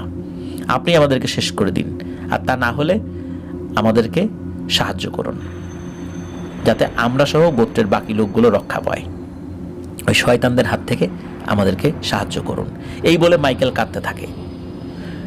তখন ওই অভাবটা বলে ওঠে, কেঁদো না, তোমাদের সাথে যেটা হয়েছে সেটা খুবই দুঃখজনক। শোনো মাইকেল, আমি এখন তোমাকে যেটা বলি মন দিয়ে শোনো, আমার কাছে আসো। মাইকেল এগিয়ে যায়। ওই অভাবটাও তার মাথাটা মাইকেলের কানের কাছে এনে ফিস ফিস করে কিছু বলে, যেটা জন এবং ফ্র্যাঙ্কলিন বুঝতে পারেনি। তারপর জোরে জোরে জোরেই বলেন যে এখন সোজা বাড়িতে চলে যাবা, ভুলেও পেছন ফিরে তাকাবা না। আর আমি যেটা বলেছি, তোমাদেরকে যিনি পাঠিয়েছেন যে কবিরাজ, তার কাছে এটা বলবা। সে অবশ্য অনেক কিছুই জেনে যাবে, তারপরও তাকে বলতেই হবে, তাকে বলবা। যাও, তোমাদের কাজ হয়ে যাবে, চিন্তা করো না। এটা বলার সাথে সাথে ওই অবয়বটি নাকি নিমিষের মধ্যে অদৃশ্য হয়ে যায়। অবয়বটি চলে যাওয়ার সাথে সাথে পরিবেশটা অনেক ভারী হয়ে ওঠে। ওই অবয়বটা যতক্ষণ ছিল, অল্প কিছু সময় ছিল, ততক্ষণ মনে হচ্ছিল তারা একটা স্বর্গীয় পরিবেশে রয়েছে। কিন্তু ওই অবয়বটা চলে যাওয়ার সাথে সাথে মুহূর্তের মধ্যে চারপাশ ভয়ঙ্কর হয়ে ওঠে। চারপাশ থেকে ভয়ঙ্কর ভয়ঙ্কর বন্য জানোয়াররা চিৎকার চেঁচামেচি শুরু করে দেয়। ভয়ানক আওয়াজ আসতে থাকে। এতক্ষণ কিন্তু কোনো আওয়াজ ছিল না। ওনারা যে 2-3 ঘন্টা ধরে ওই বাদ্যবাজনা বাজাচ্ছিল ওই অভাবটাকে ডাকার জন্য, তখনও কিন্তু এই ধরনের কোনো আওয়াজ ছিল না। কিন্তু ওই অভাবটা চলে যাওয়ার সাথে সাথে এই ধরনের আওয়াজ হতে থাকে। ওরা তিনজনেতে প্রচণ্ড ভয় পেতে থাকে। আর তখনই মনে পড়ে যায় যে কবিরাজ বলেছিল যে যাই হোক, ভয় পেও না, তোমাদের কোনো ক্ষতি হবে না, খালি সাহসটা ধরে রাখতে হবে। তোমাদেরকে পাহারা দেবে আমার এক বিশাল অদৃশ্য বাহিনী। তো ফ্র্যাঙ্কলিন আবার বলে ওঠে, ভাই ভয় পাওয়ার দরকার নেই, দ্রুত বাড়িতে চলো। তখন অন্য দুইজনও দ্রুত বাড়ির দিকে হাঁটতে থাকেন। ওরা তিনজন কিন্তু একে অপরের হাত ধরে হাঁটছিলেন। এমন সময় চারপাশ থেকে অট্ট হাসির শব্দ ভেসে আসে। ভয়ঙ্কর সে হাসি। ওনাদের দেহ থেকে তো হৃৎপিণ্ড বের হয়ে যাওয়ার উপক্রম হয়। একসময় সেই হাসি থেমে যায় এবং একসাথে অনেকগুলো কণ্ঠে একই কথা বলে ওঠে, মানে একসাথে বলে ওঠে, কি ভেবেছিস বেঁচে যাবি তোরা? কেউ বাঁচতে পারবি না, এসব কিচ্ছু করে কোনো লাভ হবে না, সবাইকেই মরতে হবে। এ কথা বলে আবার সেই ভয়ঙ্কর হাসি দিতে থাকে। ওরা তিনজন তো আবার দ্রুত পা চালাতে থাকেন। হঠাৎ করে ওনাদের কাছে মনে হয় কেউ যেন তাদের পিছনে আসছে, মানে ধূপধাপ শব্দ হচ্ছে। দৌড়ে যদি আমাদের পেছনে কেউ দৌড়ে আমাদেরকে ধরতে আসে, যত কাছে আসে আমরা কিন্তু টের পাই যে কেউ একজন আমাদের পিছে আসছে, এখনই ধরে ফেলবে। একদম কাছে আসলেও কিন্তু টের পাই যে আমাদের কাছে নেই, মানে আমাদের পেছনে এবং কাছে খুবই কাছে কেউ চলে এসেছে। তো ওদের কাছে মনে হয় যে একদম পেছনে কেউ চলে এসেছে। আর ওই অবস্থায় এই তিনজনই ভুলে যায় সেই কবিরাজের কথা। কবিরাজ বলেছিল যা কিছু হয়ে যাক, পেছন দিকে তাকানো যাবে না। কিন্তু তখন পরিস্থিতি এমন ভয়ানক ছিল যে ওনারা ভুলে গিয়েছিলেন, মূলত ভুলে যেতে বাধ্য হয়েছিলেন। কারণ ওনাদের কাছে মনে হয়েছিল শয়তানগুলো ওনাদের খুব কাছাকাছি চলে এসে এক্ষুনি ধরে ফেলবে আর মেরে ফেলবে। আর ঠিক তখনই ওনাদের জীবনের সবচেয়ে বড় ভুলটা করে ফেলেন। ওনারা তিনজন একসাথে পিছন দিকে তাকান, আর যেটা দেখেছেন সেটা সহ্য করার মতো না। যত সাহসী লোকই হোক না কেন, এটা সহ্য করার ক্ষমতা আসলে কারো নাই। ওনারা দেখেন 20 ফুট উচ্চতার 7 থেকে 8টা মানুষের কাটা মাথা, মানে এই মাথাটার উচ্চতাই তার থুতনি থেকে কপাল পর্যন্ত প্রায় 20 ফুট। আর তাদের থেকে মোটামুটি 10 ফুট দূরত্বে আছে। আর এই মাথাগুলোর গলা দিয়ে রক্ত ঝরছে, চোখগুলো রক্তের মতো লাল, আর জিহ্বাগুলো বের করা এবং সেগুলো মাটির সাথে মিশে আছে। এই দৃশ্য দেখে কেউ কি নিজেকে ঠিক রাখতে পারে? সাথে সাথে চিৎকার করে ওখানে ওই তিনজন অজ্ঞান হয়ে পড়ে গিয়েছিল। তো জন কিন্তু এই ঘটনা নিজে বলছেন। আর অজ্ঞান হয়ে যে পড়ে গিয়েছেন একথা বলার পর জন নাকি কিছুক্ষণের জন্য থেমে গিয়েছিলেন, একদম চুপ করেছিলেন। মনে হচ্ছিল যে তার শরীরটা ঘেমে যাচ্ছে, শরীর দিয়ে দরদর করে পানি পড়ছে। যদিও সে একটা শীতাতপ নিয়ন্ত্রিত রুমেই বসে এই গল্পটা করছিল। চুপ করেছিল এই মেহেদী হাসান ভাই, তারপর চুকস, ওনারা কিছু বলে না যে জন একটু স্বাভাবিক হোক। জন গল্প বলতে বলতে একদম গল্পের ভেতরে ঢুকে গিয়েছিলেন। তো এরপরে জন নীরবতা ভেঙে আবার বলতে শুরু করে। জন বলে যে যখন তার জ্ঞান ফেরে তখন দেখে যে ওই জন নিজের বাড়িতে শুয়ে আছেন। মূলত কবিরাজ বুঝতে পেরেছেন যে কোনো একটা সমস্যা হবে। যখনই তারা ওই পিছন দিকে তাকিয়ে ভয় পেয়ে অজ্ঞান হয়ে গেছে, তখন কিন্তু ওই যে কবিরাজের যেই অদৃশ্য বাহিনী ছিল তারা দ্রুত কবিরাজকে খবর দিয়েছে দ্রুত এই তিনজনকে ওখান থেকে নিয়ে আসতে হবে। মূলত কবিরাজ তার জিনদের মাধ্যমে খবর পেয়ে ওখানে লোক পাঠিয়ে দিয়ে ওদের তিনজনকে উদ্ধার করে নিয়ে আসান। তো আরও ক্ষতি করতে পারতো, মূলত আরও একটা বাহিনী যেহেতু তাদের পাহারা দিচ্ছিল, এই জন্য প্রাণে ওরা মারতে পারে নাই, কিন্তু ওরা ভুল করেছিল পেছন দিকে তাকিয়ে। তো যাই হোক, মূলত এই রিচুয়ালের মাধ্যমে খুবই শক্তিশালী একটা জিন সর্দারকে ওইখানে আহ্বান করা হয়েছিল। মূলত এই জিন সর্দার কোনো কবিরাজের কাছ থেকে নালিশ নাকি গ্রহণ করেন না। যার সমস্যা তার কাছ থেকে অথবা তার খুব কাছের রক্তের সম্পর্কের আত্মীয় না হলে সে কোনো নালিশ গ্রহণ করে না। সে চিন্তা করে যে যদি কারো খুব বেশি প্রয়োজনই হয় তাহলে সে বা তার খুব কাছের লোক নিজে এসে তার কাছে বলুক। এই সাহসটা যদি কারো না থাকে তাহলে এই মানুষের সমস্যার সমাধান নাকি সে করতে যায় না। এই কারণেই মূলত এই জ্যাকের আপন ভাইকে পাঠানো হয়েছিল এবং সাথে তার 2 চাচাতো ভাইকে পাঠানো হয়েছিল। তবে মানে ভালোই শেষ হয়েছিল। মূলত কবিরাজের সাথে কথা হওয়ার পরপরই আর কোনো সমস্যা থাকার কথা না, কিন্তু পরে যেটা হয়েছিল সেটা আসলে এটা তাদের ভুলের কারণে হয়েছিল, অজ্ঞান হয়ে গিয়েছিল।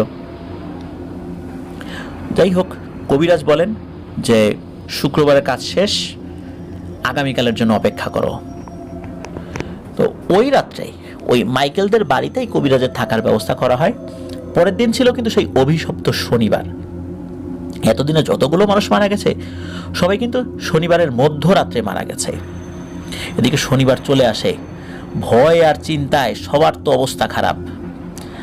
আর যে সিচুয়েশনের মধ্য দিয়ে জন, ফ্রাঙ্কলিন এবং মাইকেল এসেছে, তারাও বুঝতে পেরেছে যে কি একটা বিপদ তাদের উপর এসেছে। আর তারা যে কাজটি করতে গিয়েছিলেন এক্ষেত্রে তারা সফল হয়েছেন এটা ভেবেও কিছুটা আশাবাদী তারা হয়েছিলেন। এদিকে শনিবার তো চলে আসে। ওদিকে ওই পরিবারের লোকজন চিন্তা করছিল যে আগেও তো কত কবিরাজের কাছে গেলাম, তারা তো পারল না। আবার কেউ কেউ চেষ্টা করার পদ্ধতি যখনই শুরু করেছে তখনই ভয় পেয়ে চলে গেল। আসলে কি সমস্যার সমাধান হবে? এসব ভাবতে ভাবতে সবাই খুবই হতাশাগ্রস্ত হয়ে গিয়েছিলেন। শুক্রবার রাতে তো সবাই ঘুমিয়েছিলেন। শনিবারে যখন উঠেছেন সবাই সকালবেলা, বেশ একটু বেলা করে উঠেছেন। শনিবারের দিন ওই কবিরাজ ওই বংশের সবাইকে ডাকেন। জ্যাকের পরিবারে যারা জীবিত ছিলেন, জ্যাকের মাও তো ছিলেন, উনি উপস্থিত হলেন। তখন ওই কবিরাজ বলেন যে আমার সাথে আপনারা আসুন, এই বাড়ির পেছনে একটা জায়গা দেখিয়ে দিচ্ছি, সেখানে খনন করার ব্যবস্থা করেন। কিন্তু সেটা কেন? কবিরাজকে যখন এটা জিজ্ঞেস করা হয়, কবিরাজ বলে যে মাটিটা খোঁড়ার পরেই বুঝতে পারবেন, এখন যেটা করছি সেটা করেন। এই বলে কবিরাজ জ্যাকদের বাড়ির পেছনে চলে যান এবং একটা জায়গা দেখিয়ে দেন, বলে যে এই জায়গাটা খুঁড়তে থাকেন। তো সকলে মিলে ওই জায়গাটা খুঁড়তে থাকেন। 6 থেকে 7 হাত গভীর করে ফেলে, এরপরেও কিছু পায় না। তখন কবিরাজ বলে আরো খুঁড়তে থাকেন, কিন্তু এবার একটু সাবধানে খুঁড়বেন। এরপর তারা আরো সাবধানতার সাথে খুঁড়তে থাকে। হঠাৎ করে একটা কালো কাপড় দেখতে পাওয়া যায়। তখন কবিরাজ বলে থামুন, খবরদার ওই কাপড়ের জন্য কোপ না লাগে। সাবধানে হাত দিয়ে ওই কাপড়ের আশপাশ থেকে মাটি সরান এবং ওই জিনিসটা হাত দিয়ে কেউ ধরবেন না। ওই জিনিসটা ওই কোদাল দিয়েই আপনারা অন্য আর একটা পাত্রে রেখে ওই পাত্র ধরে ওই জিনিসটা আমার কাছে দেন, ওটা হাত দেওয়া যাবে না। মাটি খোঁড়ার ভিতরে কিন্তু ওই জনও ছিল। খুব সাবধানে হাত দিয়ে ওই কাপড়ের আশপাশ থেকে মাটি সরিয়ে তারপর কোদাল দিয়ে ওই জিনিসটা একটা পাত্রের উপর তোলা হয়। তারপর ওই পাত্র সমেত উপর দিকে দেয়া হয় কবিরাজের কাছে। তো কবিরাজ ওই জিনিসটা নেন। কবিরাজ কিছু মন্ত্র আওড়িয়ে ওই কাপড়ে মোড়ানো ওই পুটলিটার কাপড়টা যখনই খুলেছেন, এটা দেখার পর সকলের তো পিলে চমকে যায়। দেখেন ওই পুটলির ভেতরে রয়েছে মারিয়ার কাটা মাথা।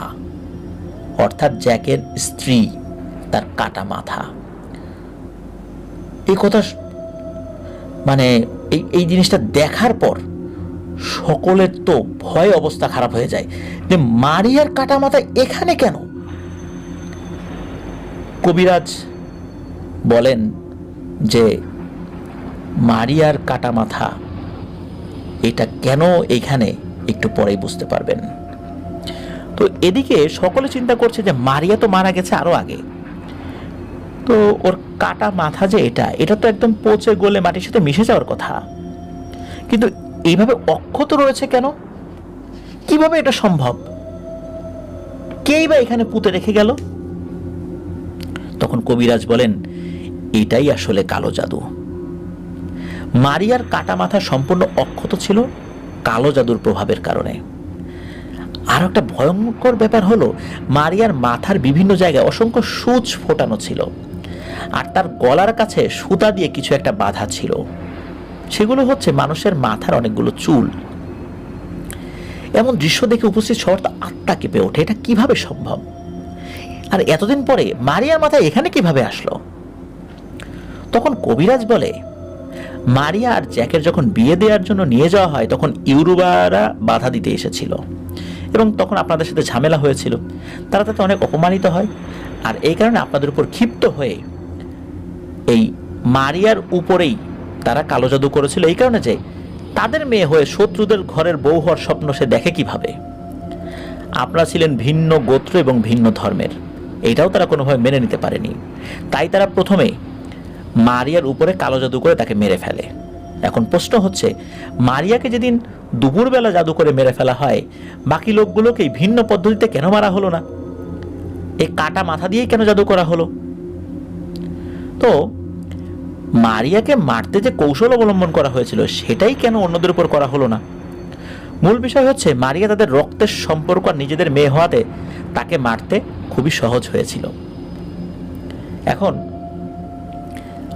মারিয়াকে মারার উদ্দেশ্য হচ্ছে যাতে করে পরিবারের অন্যদেরকে, মানে এই জ্যাকের পরিবারের অন্যদেরকে মামলায় ফাঁসানো যেতে পারে, কিন্তু কোনো লাভ হয়নি দেখে তারা আরো ভয়ঙ্কর সিদ্ধান্ত নেয়। যেহেতু হত্যা মামলা তাদের বিরুদ্ধে দায়ের করা গেল না, এই কারণেই পরবর্তীতে তারা এই ভয়ানক ব্ল্যাক ম্যাজিকের আশ্রয় নেয়। তখন তারা মারিয়ার মাথা কেটে কালো জাদু করে। আর মানুষের মাথা দিয়ে কালো জাদু করা মানে সরাসরি শয়তানের সাথে চুক্তি করা, আর সেটা যদি করা হয় আপন মেয়ের মাথা দিয়ে তাহলে সেটা আরো ভয়ঙ্কর। মারিয়ার পরিবার এই জঘন্য কাজের মাধ্যমে আপনাদের সবাইকে শেষ করে দিতে চেয়েছিল, আর এটা করে মূলত তারা এই এলাকা ছেড়ে চলে গেছে। এটাই এই জাদুর একটা নিয়ম। তো মারিয়ার মাথাবিহীন শরীর তাদের বাড়ির পাশেই দাফন করা আছে এখনো, যতক্ষণ পর্যন্ত এগুলো একত্র করে মারিয়া যে ধর্ম গ্রহণ করেছিল খ্রিস্টান ধর্ম, সেটা রীতিনীতি অনুযায়ী ভালোভাবে দাফন না করা হবে ততক্ষণ পর্যন্ত এই সমস্যার সমাধান পুরোপুরি হবে না। তারপর কবিরাজের কথা মতো এই জ্যাকের পরিবার ওনারা এই মারিয়ার বাড়িতে যান। মারিয়াদের যেই জায়গাটা ছিল ওটা তো বিরান পড়েছিল, মূলত ইউরোবারা তো একটা বিশাল এলাকা নিয়ে বসবাস করে, এক একটা ফ্যামিলি আবার বিশাল এরিয়া নিয়ে বসবাস করে। ওই বাড়িটা ছেড়ে তোরা চলে গিয়েছিল। তো ওইখানে গিয়ে মারিয়ার কবর কোথায় দেওয়া হয়েছিল এটা তো ওনারা জানতেন। তো ওই কবরের ওই জায়গাটা খোঁড়া হয়। শরীরের বাকি অংশ কিন্তু এই সময়ের মধ্যে কিন্তু নষ্ট হয়ে গিয়েছিল পচে, তবে সেই অংশটাও উদ্ধার করে তার মাথাটা ওইখানে গলার কাছে রেখে একটি কফিনে করে খ্রিস্টান ধর্মীয় রীতিনীতি অনুযায়ী আলাদা করে দাফন করা হয়, এবং এটা দাফন করা হয়েছিল জ্যাকের যেখানে কবর সেই কবরের পাশে। এই ঘটনাটা দাবানলের মতো ছড়িয়ে যায় পুরো এলাকা জুড়ে। এটা পুলিশ পর্যন্ত যায়। পুলিশ এসে তদন্ত শুরু করে যে আসলে ঘটনা কি। এই ঘটনাকে কেন্দ্র করে নাকি অনেক ঝামেলা হয়েছিল, সেগুলো বর্ণনা করতে গেলে অনেক দীর্ঘ হয়ে যাবে ঘটনা, সেগুলো প্যারানরমাল কোনো বিষয় নয়, এই কারণে আমরা আসলে সেটা আর বলছি না, সেটা জনও বলে নাই।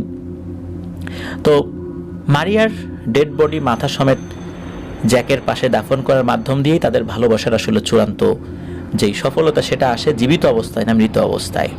এখনও মারিয়া এবং জ্যাকের কবর পাশাপাশি রয়েছে। জীবিত অবস্থায় তারা সংসার করতে না পারলেও মৃত অবস্থায় তাদের কবর দুটো পাশাপাশি রয়েছে। এইভাবেই তাদের ভালোবাসার পরিপূর্ণতাটা হয়েছিল নির্মম একটা পরিণতির মাধ্যম দিয়ে। আর এইভাবেই শেষ হয়ে যায় কালো জাদুর এক ভয়ানক অধ্যায়। প্রিয় লিসেনার্স, সত্যি ভিন্ন ধর্মী একটি প্রিয় লিসেনার্স, একটি প্রশ্ন কিন্তু মনের মধ্যে রয়েই যায়। ওই কবিরাজ মাইকেলের কানে কানে কি বলেছিলেন, আর মাইকেলের কানে কানেই বা ওই সাদা অবয়বটা কি বলেছিল? এই বিষয়গুলো এই তিনজনের মধ্যেই সীমাবদ্ধ ছিল। আর যখন মাইকেল এসে ওই কবিরাজের কানে কানে ওই কথাগুলো বলেছিলেন, যেটা সাদা ওই অবয়বটা বলেছিল, এরপরেই মূলত ওই কবিরাজ মারিয়ার মাথা কোথায় আছে এই বিষয়টা জানতে পারে। এই কারণে ধারণা করা হয় যে ওই সাদা অবয়বটি তিনি কিভাবে এই কালো জাদু বিনষ্ট হবে সেই পদ্ধতিটা জানিয়ে দেন। আর সেই পদ্ধতিটাই ওই কবিরাজ অবলম্বন করেছিল। আর ওই পিশাচ, যে পিশাচগুলো আক্রমণ করত, প্রতি শনিবার এসে পরিবারের একজন সদস্যকে হত্যা করত নির্মমভাবে, ওই পিশাচগুলো কিভাবে বধ করা হয়েছিল এই বিষয়ে আর কিছু জানা যায় না। ওই সাদা অবয়বটাই বধ করেছিল নাকি অন্য কেউ বধ করেছিল এটা জানা যায় না। তবে ওই পিশাচের উপদ্রবও আর ছিল না, বিশেষ করে মারিয়ার মাথাটা উদ্ধার হওয়ার পর এবং নির্দিষ্ট পদ্ধতিতে এটাকে অন্ত্যেষ্টিক্রিয়ার পর এই সমস্যাটা আর ছিল না। অনেক কিছুই অজানাই রয়ে গেছে, অনেক কিছু ধোঁয়াশাও রয়ে গেছে। অদৃশ্য জগতে কী হয়েছে এই বিষয়টা 100% নিশ্চিতভাবে ওই কবিরাজও বলতে পারেনি। তবে কেউ কেউ ধারণা করেন আর কি, যে ওই অভাবটাই ওই পিশাচগুলোকে শায়েস্তা করেছে। আর ওই কালো জাদু কীভাবে কেটে যাবে ওই পদ্ধতিটা কানে কানে মাইকেলকে বলে দিয়েছিল, মাইকেল যেটা ওই কবিরাজকে বলেছিলেন। প্রিয় লিসেনার্স, সত্যি ভিন্ন ধর্মী একটি ঘটনা। এই ঘটনার সাথে যারা জড়িত ছিলেন সকলের জন্য আসলে সমবেদনা জানাই। ঘটনাটি সংগ্রহ করার জন্য চুকস সহযোগিতা করেছিলেন, চুকসকেও ধন্যবাদ জানাচ্ছি। মেহেদি হাসান ভাইকেও ধন্যবাদ এমন একটি ঘটনা আমাদেরকে পাঠানোর জন্য। আসলে আফ্রিকাতে ভয়ঙ্কর ব্ল্যাক ম্যাজিকের ঘটনা কিন্তু রয়েছে, কিন্তু সেভাবে সংগ্রহ করে আনাটা এটা কিন্তু অত্যন্ত দুরূহ ব্যাপার। প্রিয় লিসেনার্স, আমি ঘটনার শুরুর দিকে বলেছিলাম যে আমি একটি ঘটনা সংগ্রহ করেছিলাম, কিছুটা অংশ, কেন সেটা করতে পারিনি। এই যে আত্মাবন্দি, ঘুমানোর পর মানুষের আত্মাকে বন্দি করা যায়, ঠিক এরকমই একটা ঘটনা। তবে এই ঘটনাটি এমন একটা জায়গায় গিয়ে আটকে যায় যেটার ফিনিশিংটা আমি সংগ্রহ করতে পারিনি। মূলত দুটো জমিদারের মধ্যে দ্বন্দ্বের সৃষ্টিতে একটি সমস্যার সৃষ্টি হয়েছিল। পরে একটি জমিদার এক ভয়ানক তান্ত্রিককে দিয়ে আর একটা জমিদারের উপর এই কাজটি করায়। এটা সমাধানও হয়েছিল, কিন্তু সমস্যা হলো যে আমি এই ঘটনাটি মূলত যার কাছ থেকে সংগ্রহ করার চেষ্টা করেছিলাম, উনি, আমি যে অফিসে চাকরি করতাম ওই অফিসের কিছু দৈনন্দিন কাজ, এগুলোকে লেবার যারা অনেক সময় অফিসে রাখা হয় আর কি, দৈনিক শ্রমের ভিত্তিতে আর কি, তো এমন ব্যক্তির কাছ থেকে আমি কিছুটা অংশ সংগ্রহ করেছিলাম। উনি ওনার দাদার মুখে শুনেছিলেন ছোটবেলা বলতে তখন তার বয়স ছিল 15-16 বছর। তো ওনার দাদাও নাকি শেষ অংশটুকু বলতে পারেন নাই, মানে বলছেন যে এরকম এরকম শুনছিলাম, এরকম হয়েছিল। পরে কি হইল, পরে কি সমস্যার সমাধান হয়েছিল, মানে এমন একটা জায়গায় এসে আটকে যায় যেখানে উনি নিজেও জানতেন না। উনি বলছেন যে আমার দাদা জীবিত থাকলে হয়তো সম্ভব ছিল। এখন যিনি বলেছেন তার বয়সও মানে 60-এর কাছাকাছি, আর উনি শুনেছিলেন 15-16 বছর বয়সে। তার দাদার বয়স ছিল ওই সময় 80-85 বছর। তাহলে বুঝুন যে এই ঘটনাটির যেই মূল ব্যাপারটা, এটা উদ্ধার করাটা কতটা কঠিন ছিল। তারপরও আমি তাকে বলেছিলাম যে আপনি কোনোভাবে ঘটনাটি শেষ অংশ নিতে পারবেন কি না। উনি বলছেন চেষ্টা করবেন। এরপরও আসলে ওনার মোবাইল ফোন নাই, এটা হলো সবচেয়ে বড় সমস্যা। অত্যন্ত দরিদ্র একজন মানুষ, ওনার সাথে যোগাযোগ সরাসরিভাবে করতে হয়। এই কারণে ওনার সাথে যোগাযোগ করাটা আমার জন্য কঠিন ছিল। তারপর আমি চেষ্টা করেছিলাম। তো উনি তো আসলে দিন আনে দিন খায়, খুব দরিদ্র মানুষ। এসব বিষয় নিয়ে আসলে ওনাদের আগ্রহটাও কম। আমি চেষ্টা করেছিলাম, এখনও চেষ্টা করে যাচ্ছি। যদি অদূর ভবিষ্যতে ঘটনাটি ইনশাল্লাহ পাই, শেষ অংশটা পাই, ওই ঘটনাটি যদি আমি বলি, বাংলাদেশে এই ঘটনার মতো কোনো ঘটনা, মানে আমি যেই ঘটনাটা সংগ্রহ করতে পারি নাই, এখনও শেষ অংশটুকু রয়েছে, যদি এটা আমি করতে পারি, আমি এতটুকু বলতে পারি এই ঘটনার মতো ঘটনা বাংলাদেশে ইতিপূর্বে প্রচারিত হয়েছে কিনা এটা আমার জানা নাই। খুবই অন্যরকম একটি ঘটনা হবে। আপনারা দোয়া করবেন আমি যেন সেই ঘটনাটির শেষ অংশটা আমি দিতে পারি। আমি চেষ্টা করে যাচ্ছি ইনশাল্লাহ। মূলত ওই ঘটনার সাথে এই ঘটনাটা একটা মিল রয়েছে। আর এখানে আমি বুঝতে পেরেছি যে বাংলাদেশের এই ভূখণ্ডেও একটা সময় এই ধরনের ভয়ানক জাদুবিদ্যার চর্চা ছিল। কালের বিবর্তনে সেটা হয়তোবা এখন নেই, কিন্তু ছিল। এখনও যে একদম নেই বলতে পারবো না, কেউ কেউ হয়তোবা জানেন, কে জানে, আছে হয়তো এমন কোনো লোক। প্রিয় লিসেনার্স, আর একটা বিষয়, সেটা হচ্ছে যে আসলে কি ঘুমের ভেতরে আত্মা বের হলে সেটাকে বন্দি করা যায়? খেয়াল করবেন, রাসূল সাল্লাল্লাহু আলাইহি ওয়াসাল্লাম বলেছেন তোমরা রাতের বেলা তোমাদের খাবারের পাত্রগুলো ঢেকে রাখো। একটা ঘটনা শুনেছিলাম ছোটবেলা, আপনারা হয়তো অনেকে শুনে থাকবেন, সেটা হলো যে কোনো একটা ঘুমন্ত মানুষের আত্মা পানি থেকে খেতে গিয়ে একটি পাত্রে আটকা পড়ে যায়। অনেক দিন সে ঘুম থেকে, অনেক সময় সে ঘুম থেকে উঠছিল না, পরবর্তীতে নাকি তার ওই কলস বা কোনো কিছুর ঢাকনিটা সরিয়ে দেওয়ার পরে আবার সে ঘুম থেকে উঠেছিল। এরকম গল্প ছোটবেলায় শুনেছিলাম। মানে হয়তো ওই আত্মাটা পানি খেতে ঢুকেছে, স্বপ্নের মধ্যে অনেক সময় আমরা পানি খাই, এরকম জায়গায় ঢুকি, পরবর্তীতে সত্যি সত্যি ওই পাত্রের মুখটা আটকা পড়ে যায়। এটা সত্য মিথ্যা আমি বলতে পারবো না, এটা সত্য নাও হতে পারে। তবে খাবারের পাত্রগুলো ঢেকে রাখা কিন্তু রাতের বেলা রাসূল সাল্লাল্লাহু আলাইহি ওয়াসাল্লাম এটা নির্দেশ দিয়েছেন। আবার একটা বিষয়, সেটা হলো যারা ধ্যান করেন, আপনারা তাদের সাথে কথা বলতে পারেন যে আসলে কি ধ্যানরত অবস্থায় নিজের আত্মাকে বাইরে পাঠিয়ে দিয়ে দূরে কোথাও কি হচ্ছে এটা কি দেখে আসা সম্ভব কিনা। তাদের সাথে কথা বলেও কিন্তু আপনারা এই বিষয়ের সত্যতা বুঝতে পারবেন। এরা অনেক সময় বলতে চায় না এটা সত্য, তবে এই টাইপের একটা ব্যাপার আমি নিজেও একজনের সাথে শুনেছিলাম, যিনি এরকম ধ্যান করতে জানা একজন ব্যক্তি। প্রিয় লিসেনার্স, ঘটনাটি এ পর্যন্তই ছিল। আশা করছি ঘটনাটি আপনাদের ভয়ের এক অনন্য অনুভূতি দিতে সক্ষম হয়েছে ইনশাল্লাহ।